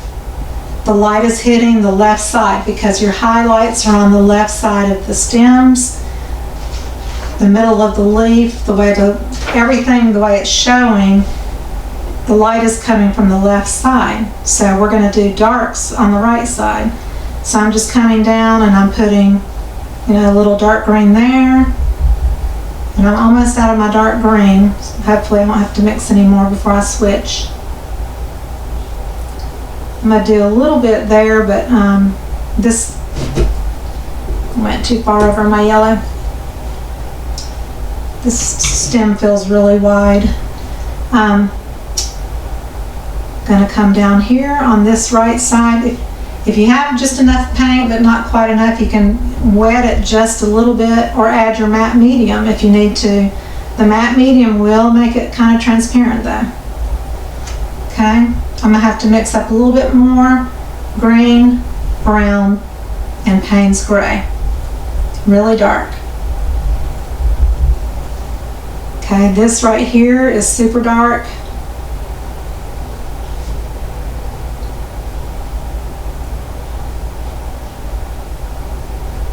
I'm not going to cover that whole area.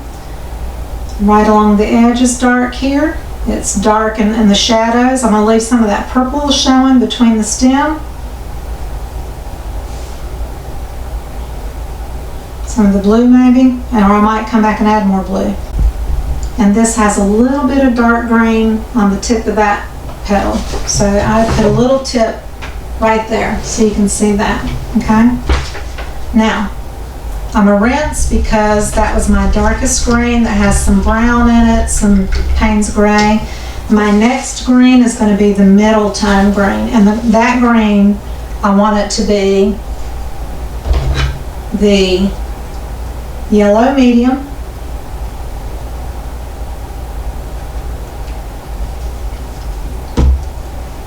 and a little bit of the green, phthalo green. So just take a little bit and mix it up. And put just a little bit on the corner of your brush of brown, and that makes it more like nature. And we're going to put a little white into it. That'll make it less transparent. So I'm going to keep adding a little bit of yellow, a bit more brown, a little bit more yellow. Let's see how that looks. Okay, it's not showing up much on this pink background with this brand of paint, so I'm going to add more yellow to it, a little bit more white,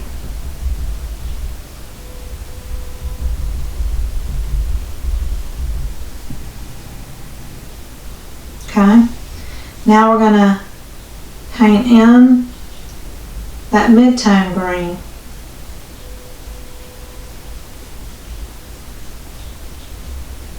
They also have what's called a light green. I'm going to put some of that on my palette too, just because some of their colors may be a little more opaque, some of them. So I'm going to add a little bit of that to it. Feels a little stronger. A little bit more yellow. Okay, let's go back over here so I'm not putting my hands into paint as I go. I'm going to add a little bit of that lighter green on that tip. I'm going to add a little light green beside the dark green. I've got a lot on my brush and it's not painting a straight line. So let me get some off my brush.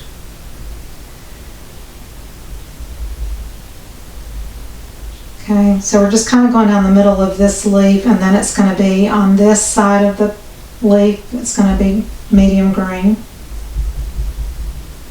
Maybe a hint down here at the bottom. Maybe a little bit at the top of this one, and then going to leave areas of this leaf down here, bits and pieces.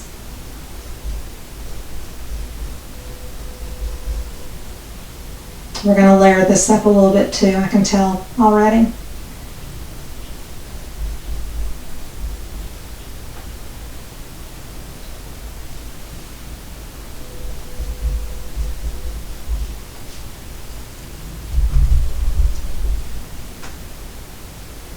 I'll lighten it here. I'm going to brush over the yellow, but I'm going to kind of rub it away with my finger so it's not like a full, like you can't see the brush stroke as well when it's blended with your finger. Some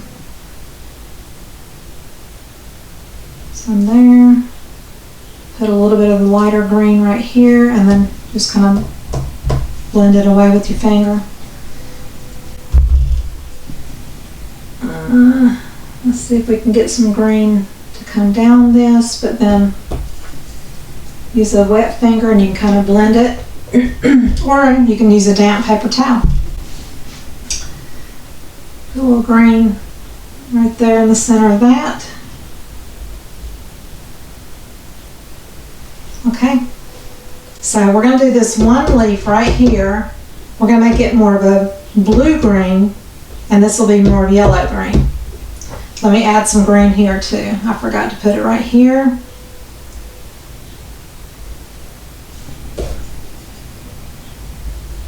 And the stem, add a little bit of their green into it. We're going to come right down through the middle. Again, we're going to be layering this up and making that much lighter on the left side, but because we're layering it, we're going to do it this way.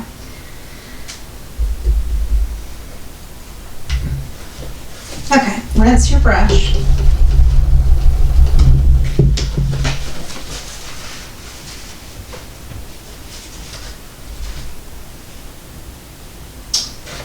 The leaf right here, I want it a little bit more of a bluish green, and the rest will be yellow green. So what we're going to do is we're going to take some white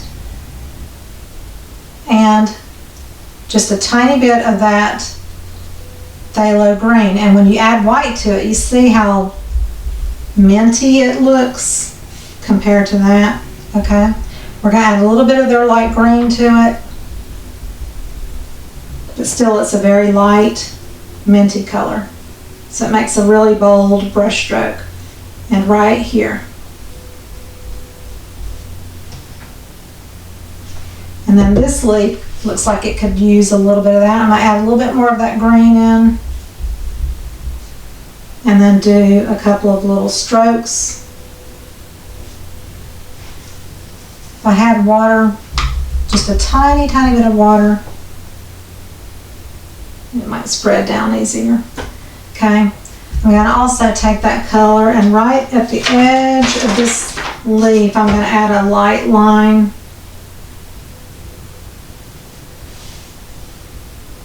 I'm going to add a little bit of white to this. Right here, add a little line, and we'll come back and add white to that later. Put a little line here, and add more white to that.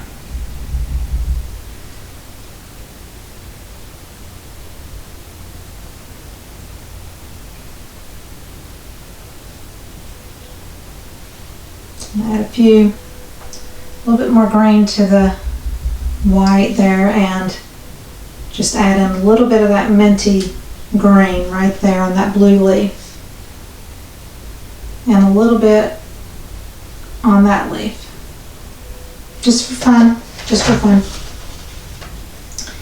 And this leaf down here at the bottom, add more green to that, the phthalo green. We want it pretty true to color.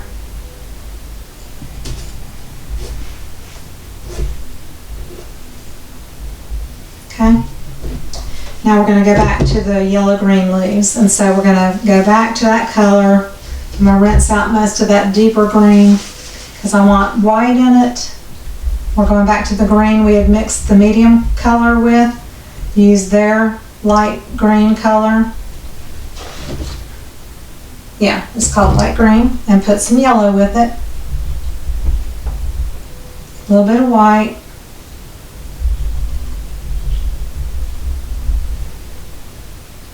Now we're going to just kind of layer up like we did the yellow. So we're going to go in and add some here on that side, and then this side is kind of like the center of the leaf. We're going to come down.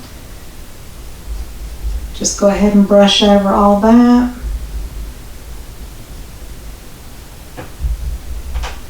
This will be a layering process again.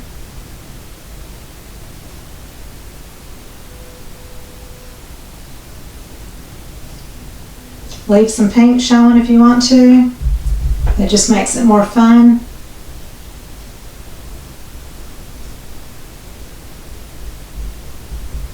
Okay. Add a little bit of the lighter green in right here at the base of those callas. Right there on the edge of that petal. Take away some of that dark green there. Also here, go up into the dark green a bit. Okay, now we're going to add a little bit more yellow and a little bit more white. And also on these stems, standing the brush up, just coming straight down.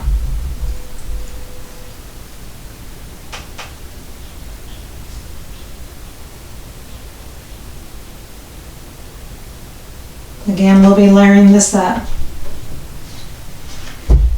It's not dry yet. If you put wet on wet, it kind of lifts it off, so we want to keep drying it as we go.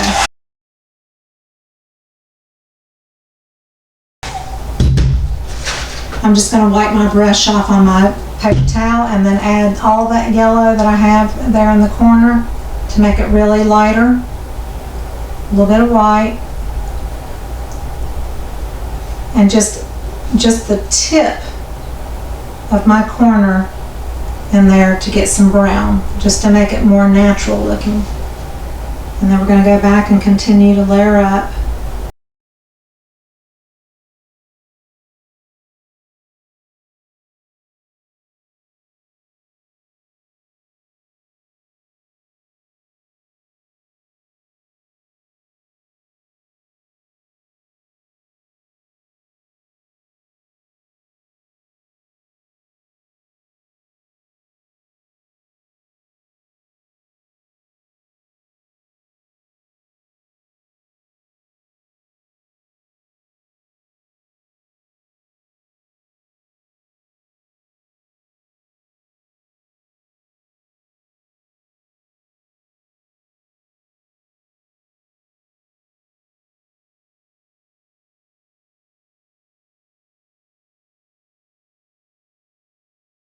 Again, you got to keep your bristles flat in order to get it to stand up and make a straight line, so you don't have to use a smaller brush.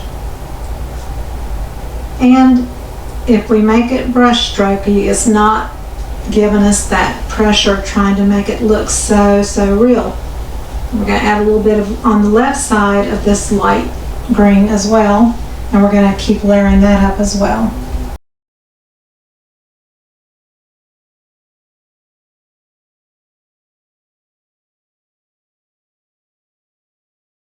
Okay, so now I need more yellow, the bright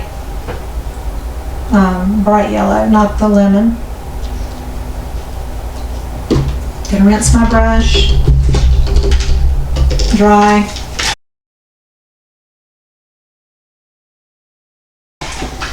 While I was drying, I was thinking about your background. If you haven't painted your background and you want to leave it white, you can, but you really kind of want to make sure your edges are fairly neat, not super neat, but they need to have definite strokes, you know, that are not see-through and stuff.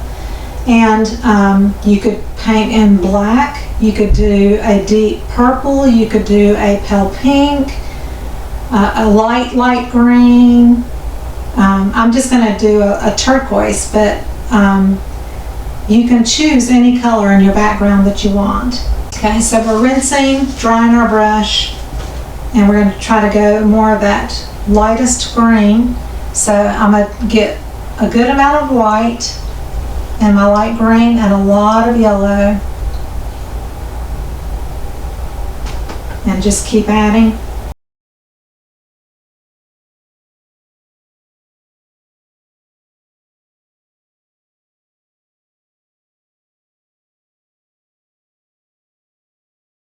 Put too much white in, it'll make it really, really pale. So just be aware of that you're not going too light with your white.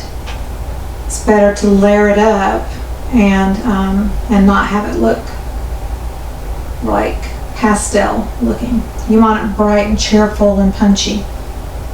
That's the way I like it anyway. You get more contrast doing that than you do, painting it all pastel. So again, just adding those highlights with the yellow added and a little bit of white.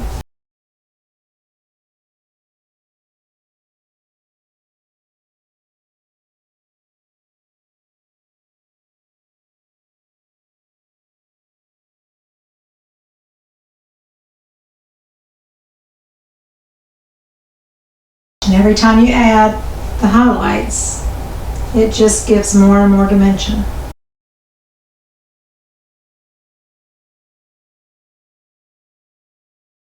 I'm going to wait on those stamens, I think.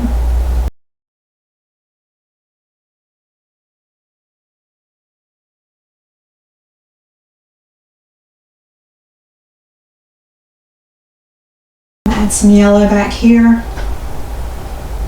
once it's dried some.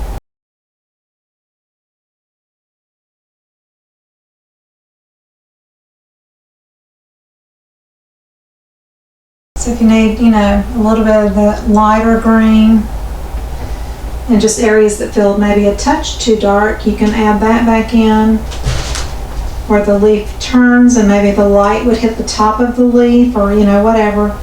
Be thinking about the light source and where it's coming from and where it might be hitting it. And this is where you kind of have artistic license to do your thing. I'm going to put just a little highlight on this side of the leaf, even though the light's coming this way. Okay, for now I'm going to dry this. I want to go back to the stamens. And they kind of look like a corn cob a little bit, but I'm going to add some of the yellow. I've got a little brush. If you've got a little brush, you can use it. So we're adding that medium yellow with some white. And like this one has more yellow to it. And I'm just going to make little dots with the tip of my brush.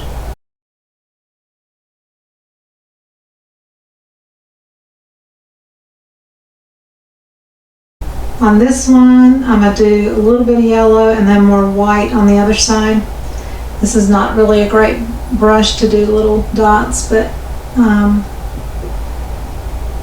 going to kind of make them random or kind of like poking out to the right.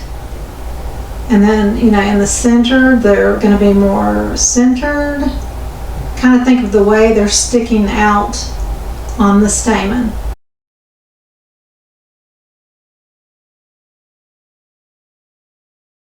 And then I want to go back up here and bring some yellow back into that green. I want it to be a gradual yellow to green kind of feel.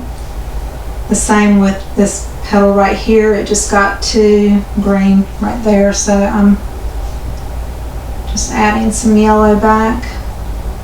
Even though it's pretty dark in the reference photo, I'm going to add more yellow and then I'll kind of see where I want to take it on that one. I'm going to bring some yellow into that white just a little bit.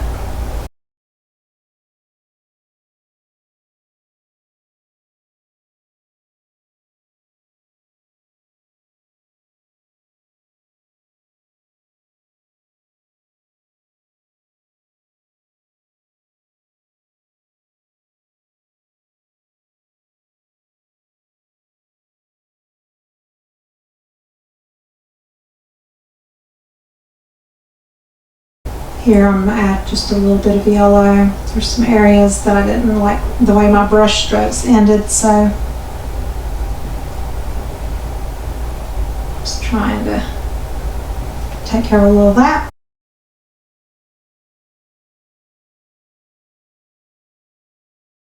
This, I want to add that little pop of yellow. I may have to add more to that, layer it up a little bit.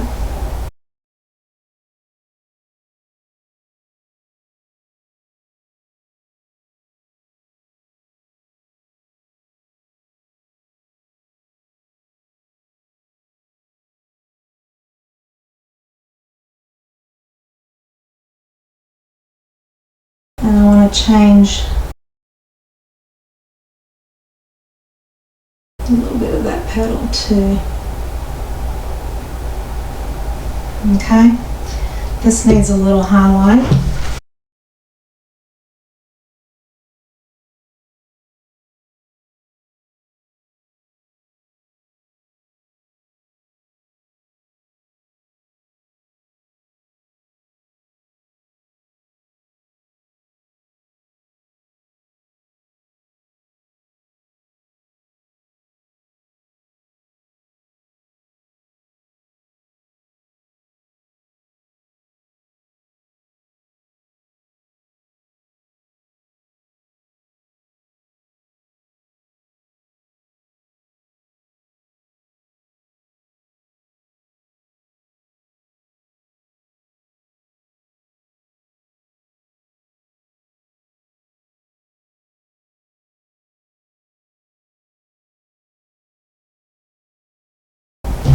More yellow, a little yellow with the orange.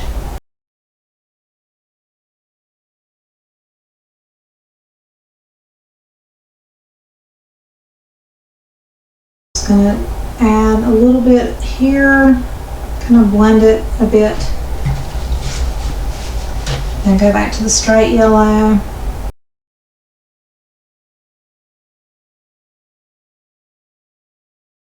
Rinse, and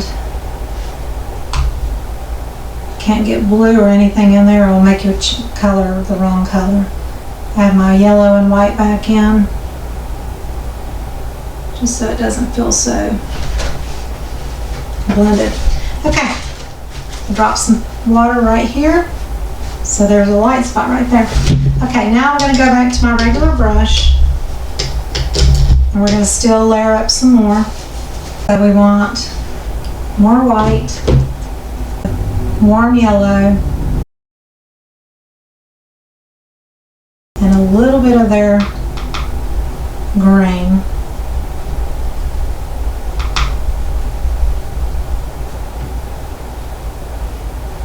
Okay, need more yellow.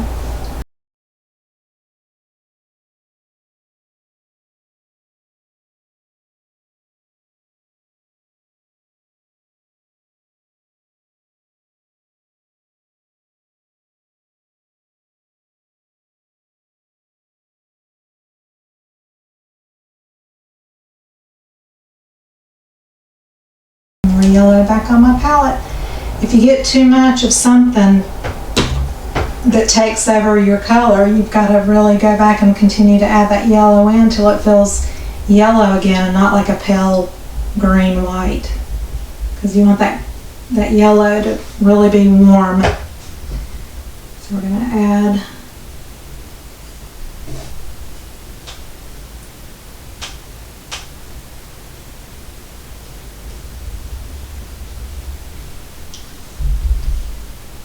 I'm going to go back to the stem, add another layer on the highlighted side.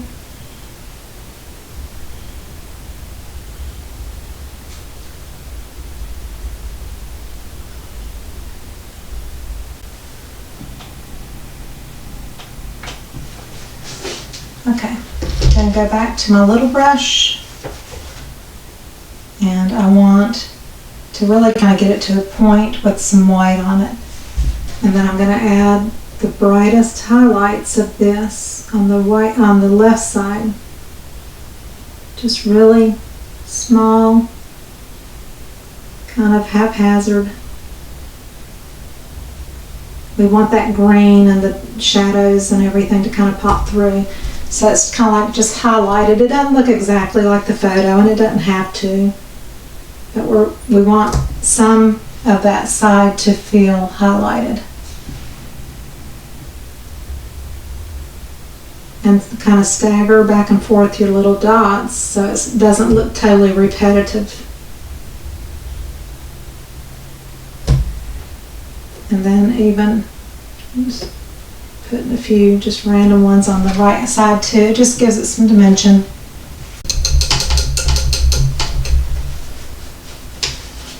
Okay, I want to go back onto these blue leaves and do something with them. I think I'm going to add a little bit of a purpley color. So I'm going to take my number 14. Make sure it's rinsed well. If your water on your paper towel is like super deep, then change your water out and make sure it's clean. I'm going to take this, I guess it was alizarin crimson and white, and a little bit of that phthalo blue. It's kind of a purpley color.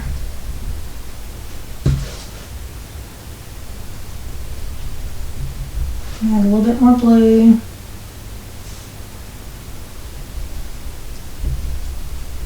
Okay, so that's purplish, and I want to rinse my brush and then add a good amount of white to that.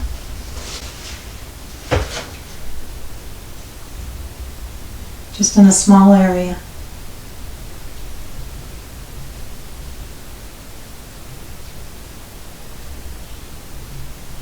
Really want more pinky than purpley.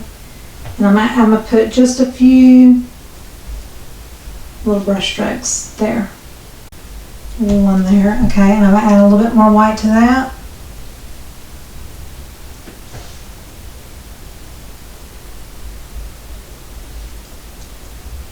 And that's all for that. Rinse. Now I want white with my yellow.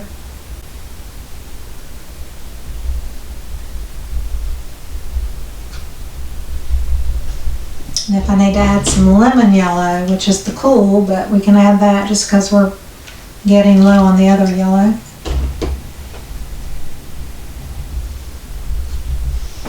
And then we're going to continue to layer.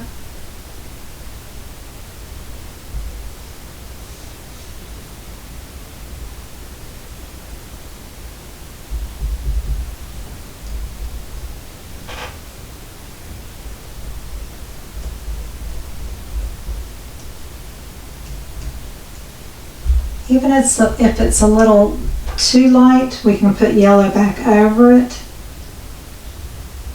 after it's dried to bring that yellow back out. So that's what I'm going to do, because we're trying to get some of these darker areas of the green to have that really light, bright yellow. So I'm just continuing to layer. Okay, so I'm going to dry that.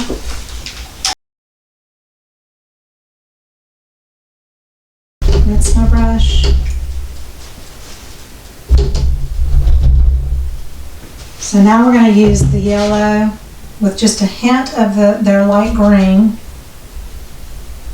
So it's very transparent because we're not putting white in it, but when we go back over, see how it brings that yellow back into it?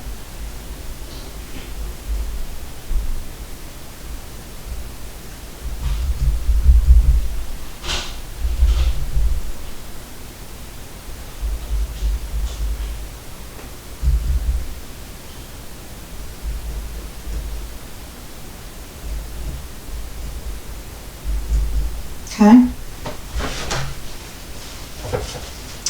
rinse my brush. I'm going to do the white with a little bit of their light green and the lemon yellow. And just add a little bit more medium green back here and there.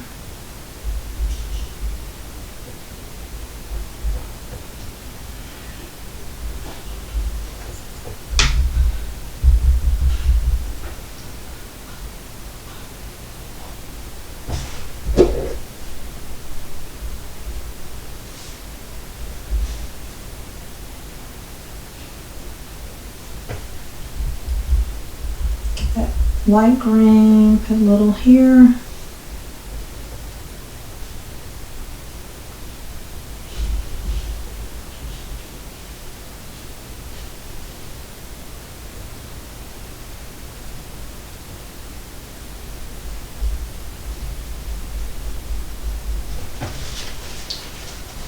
All right.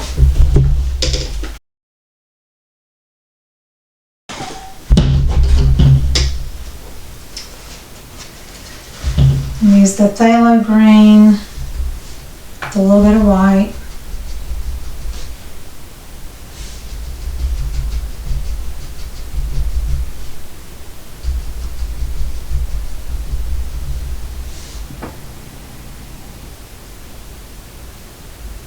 Go back on these leaves and add just a little bit of that.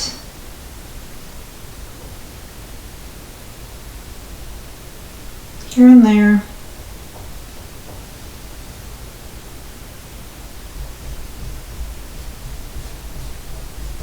I'm going to do something with this leaf. I'm not crazy about it. I'm going to add some blue and phthalo. The regular phthalo blue and Payne's gray. So it's a really deep blue. So I'm going to go back.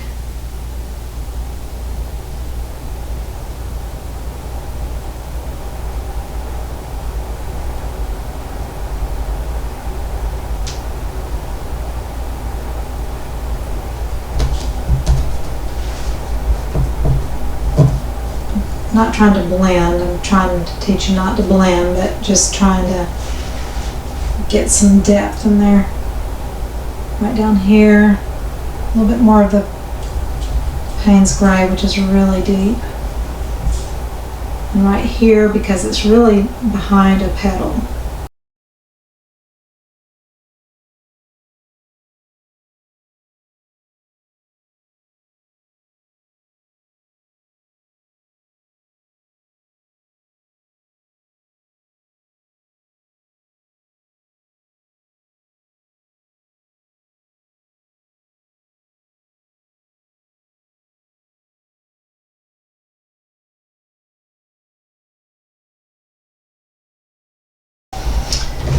Okay, one more time with the white.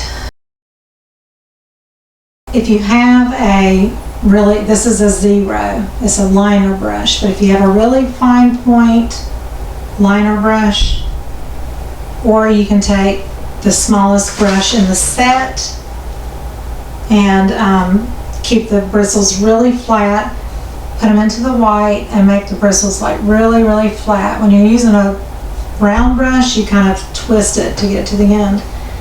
And I'm going to go back over this area where the petal is white. And you're just seeing the edge of the petal, and then it kind of turns because I went over too far with my blue. So I'm going to have to layer this up, but this is what I'm doing right here. And like this petal here is kind of the same way. It's kind of like a white edge. It doesn't really have white on the reference photo, but I like just putting a little bit of white right there.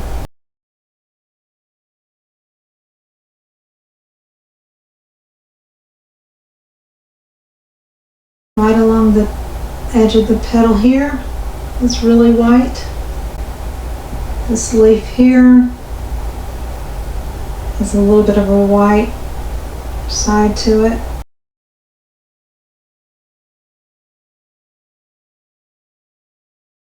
Anywhere where your leaf or petal just kind of turns and you want a little bit of a highlight on the edge of it.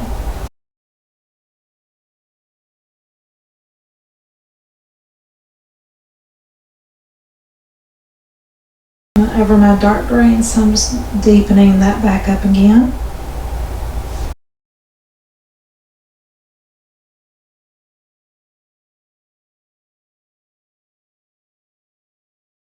I'm going to put a little bit of a dark bit right here again, where it kind of turns.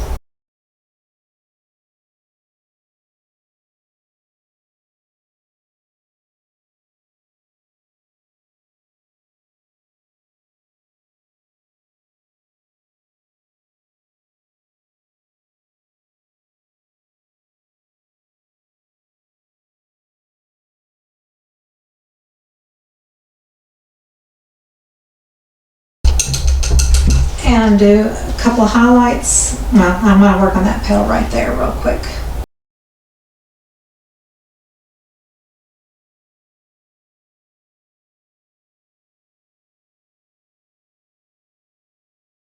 Some yellow back in there.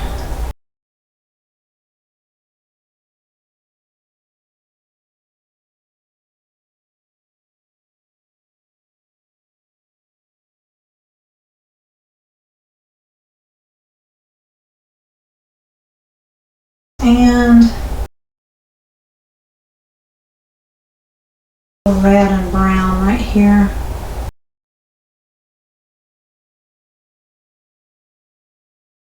Got a little water to it.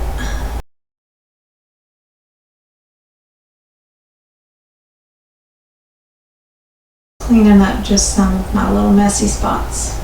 Back to number 14.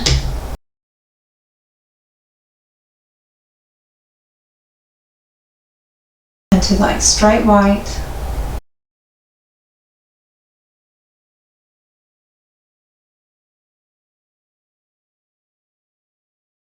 Stand those bristles up.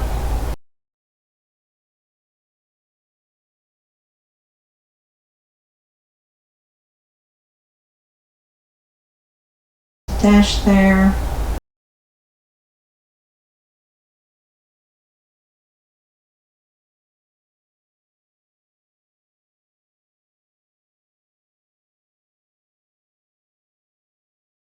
Go back and add a little bit more to that petal.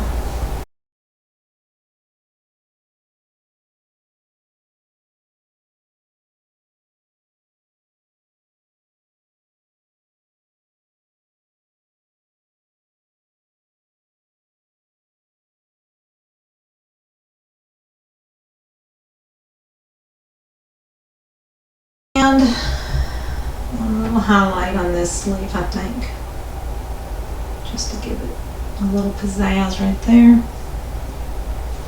And on this one.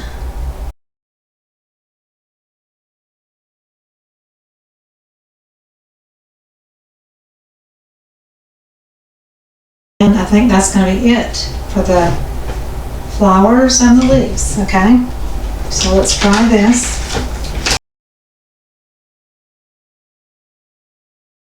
So now I'm going to do the background, and I'm going to use the color Sky Blue. This is one of their colors, and I'm just going to squeeze out a good bit because it's going to take a good bit. And we're going to need a good bit of white. So this is where I'm going to go to the big tube of white. Just put a pile right here so I can dip into it. I'm going to take my big brush and add a good amount of white, like at least half of that, if not more, and a little bit of blue. And just mix it together, and I need enough to cover my canvas.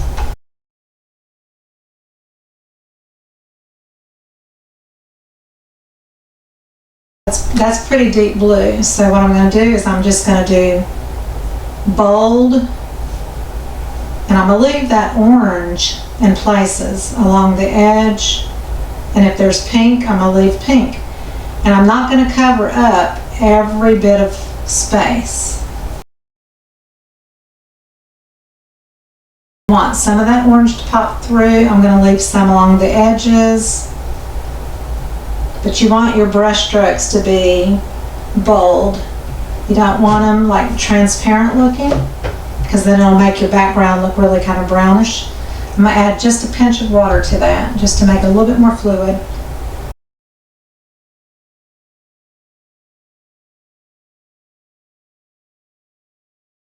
Just kind of outlining your shape, but not really going all the way to the edges, if you will.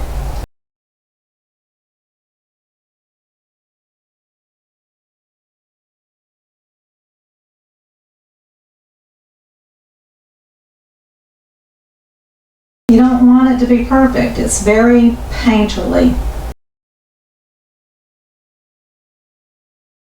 If you have a lot of paint on your brush, if you just kind of put it down on its side, that will unload a lot of it. Then you can kind of stand it back up to get more control.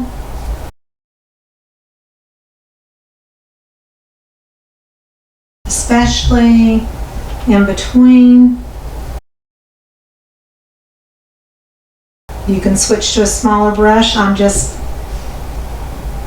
standing it up on its chiseled edge.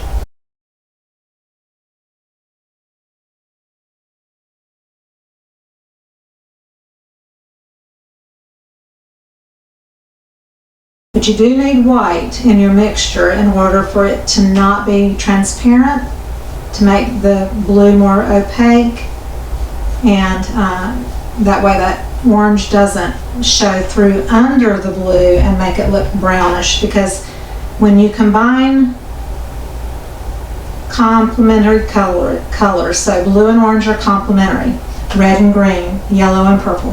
When you combine the two colors together, they make brown or mud. So you don't want that to necessarily happen. So that's why we want very bold strokes. And we want to see orange coming through, not a brown mixture.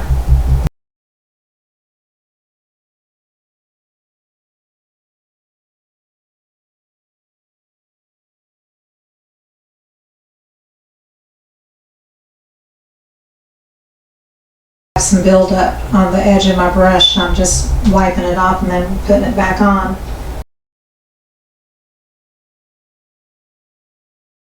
And this is pretty vivid, but I'm going to go back and make a variation of it with more white in it, possibly a little phthalo green, I don't know. But so we're going to have some variation in the blue as well. It's not going to all be this deep. This is just to get started on the color. Again, I'm leaving little hints of that orange or the pinks that were, in the leaf area. I'm leaving those kind of showing, not taking it to the edge all the way everywhere, leaving pops of that orange showing.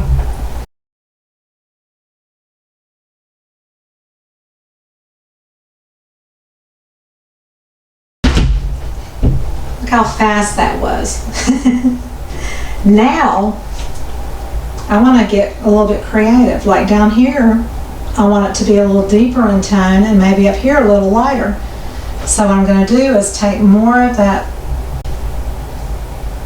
sky blue. Take more of the sky blue. Add a little bit of the phthalo blue. I'm going to put the phthalo blue over here again because it only takes a tiny bit to make it strong.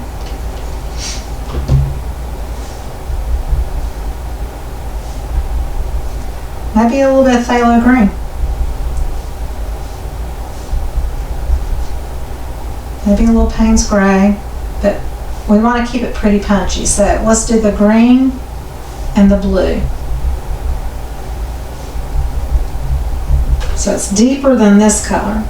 And we're just going to put in bold strokes that are kind of really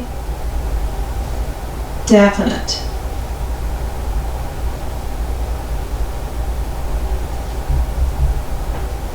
If you need a tiny bit of water to make it land better, what I call land better, be more secure strokes, then you can.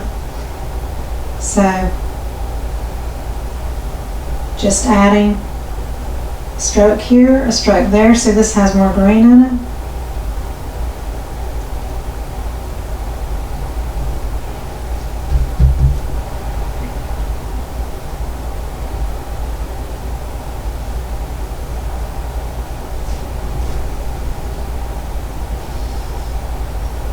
Very intentional. Okay, and I'm going to stop right around here and rinse.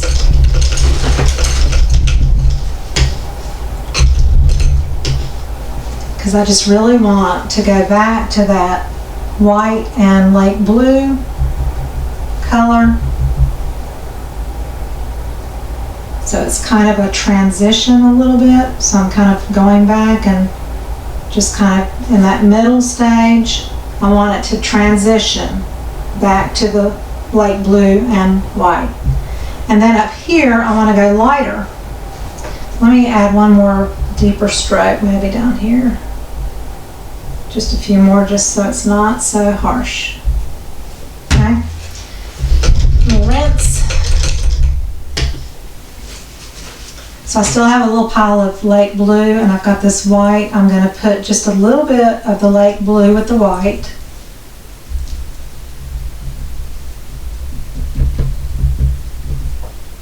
Dot of water in with it, but not much. Okay, so it's lighter than this, hopefully. I don't want any other color in it. I don't want orange because that'll make it muddy looking.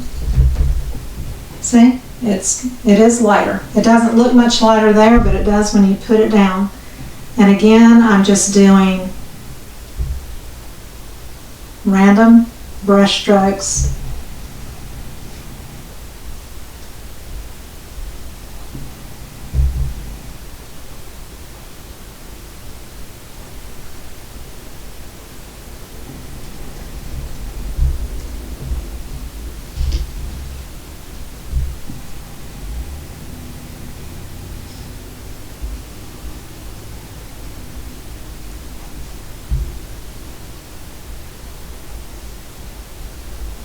If it kind of fades out, you can always, come back the other angle and finish the stroke, like that way.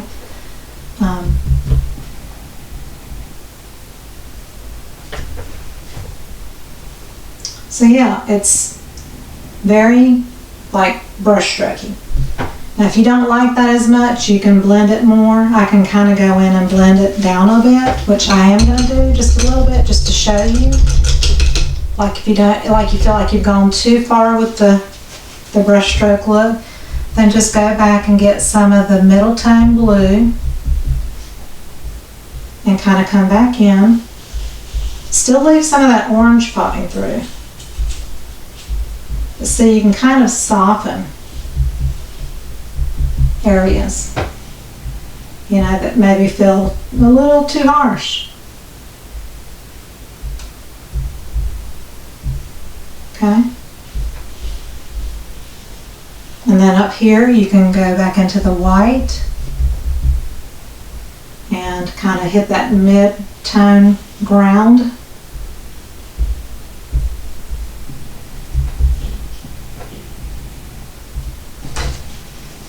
And then I want it to go, I'm going to add a little bit more white.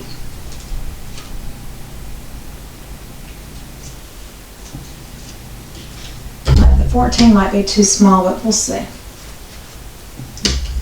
I'm going to mix the white in again, but make it a little bit lighter than this is right here.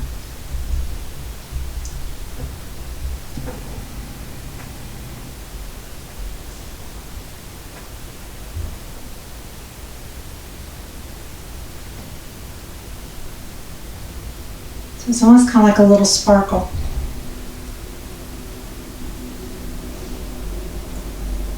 So you can square it off, you know, if you want it pretty set in stone. And this is pretty much wet on wet. I try to go in different directions, even if it kind of goes off the canvas or panel.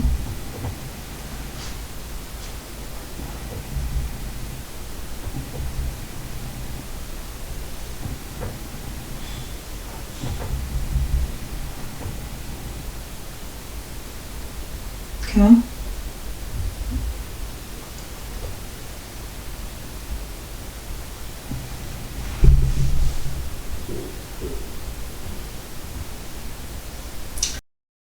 then if I want to, you know, make it more blendy again, you know, just wherever, if it feels like it's too much, you can go in and just kind of go back into that sky blue and tone it down. But I like the white like right there, so I'm going to put some back. It's not like straight white because you've been mixing it with the blue. So let's dry this.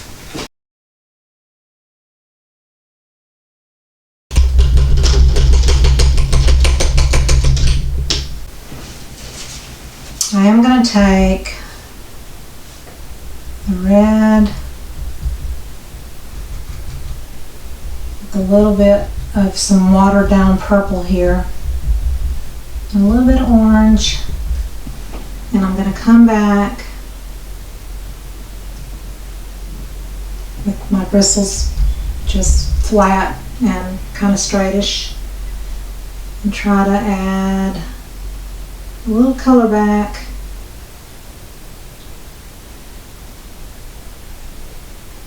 In a few areas where I feel like I lost it.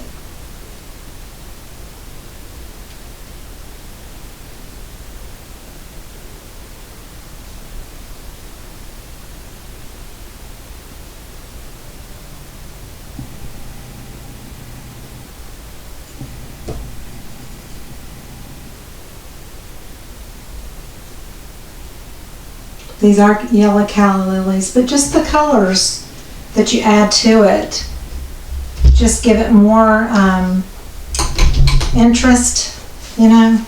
It's just not as bland as just all pale yellow, you know. It just gives it a little something. And then I'm going to throw a little bit orange right back there so it doesn't feel so strong.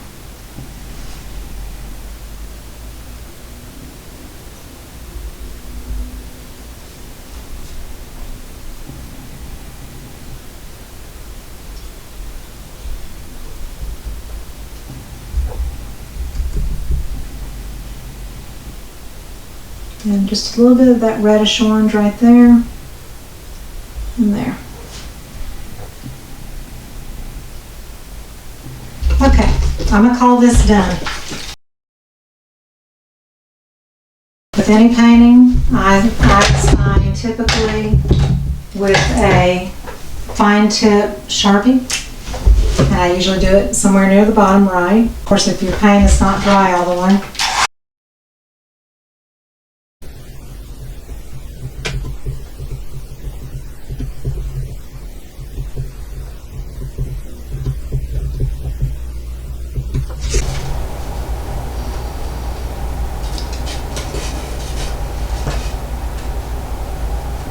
It's still a little bit wet, but hopefully you can see. And I know that this was almost 3 hours of painting. We probably could have done it a little faster if I hadn't done the background layer. Because of the consistency of this brand of paint, it just did not cover as well. If you want to trace yours out and do the same exact thing, minus the layers here, but that really kind of helps you see the dark and light areas of your piece, and that's why I really wanted to show you that kind of direction. I'm kind of torn between telling you to not put the wash down and then to definitely do the wash. So there it is, the paper versus the painting. I hope this wasn't too terribly hard. Again, I would love to do another painting for you and us use a different brand of paints, maybe the golden paints, if you can afford to get the basic colors. I think it would be a little bit easier for you to really kind of grasp the way it all kind of goes down with your design. But I'm hoping I showed you how to see the shapes, to do the layering, dark to light, and to make it look dimensional. And even though this is not realistic, it really kind of looks realistic, you know, and it's really not a realistic style of painting at all. And it becomes more whimsical with the blocky kind of background. So again, you don't have to use this style of background. You could just paint in a solid color by any means if you wanted to. Again, black, pink, purple, light green. You could leave it white. You could do gray. I just wanted to show you how to do the complementary colors, the orange, then the blue, and then just kind of make it funky and whimsical. The quick tip I wanted to show you is this Montana Shock Black acrylic paint marker. This one has been used probably 40 times. It's refillable, but you can get them for 10 bucks or so on Amazon. It's a big sponge, wide. See how wide it is compared to my fingers? And you basically press it down just to get it going. When it's new, it'll come out really fast. See, it's very liquidy. Can you see the dripping? You just go along the edge. I usually do 2 sides at a time. But you just literally drag it along the edge of your canvas or your panel, and it makes a nice clean line. Usually it takes 2 coats because it is a little bit on the thin side, but it's so fast and simple.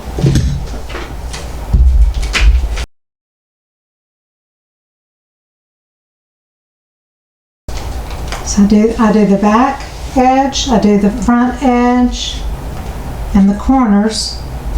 Of course, if you have a canvas and there's folds, you have to get in between the folds, you know, where the white doesn't show. But it's just so easy. And like I said, I only do 2 sides at a time because you don't want to stick your fingers into it.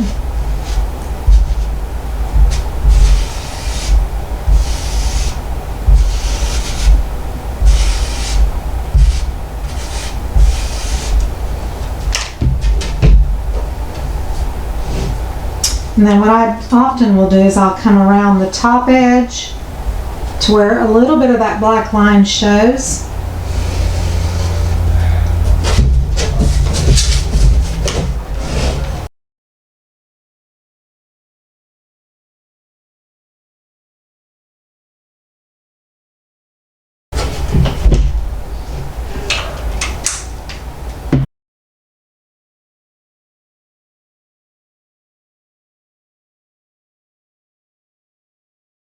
It's that simple and it's done. And then I use a spray varnish. You can leave it like this. It has a little bit of a satin finish with the 2 paints or the golden paints. It dries to a satin finish. I still like to put a glossy spray on, or you could use a satin spray. The side edges are flat looking, so you do need to spray and finish them for sure as well. I'll also show you a picture at the end of the video of the can of Krylon spray that I use that's UV protectant, and it's archival.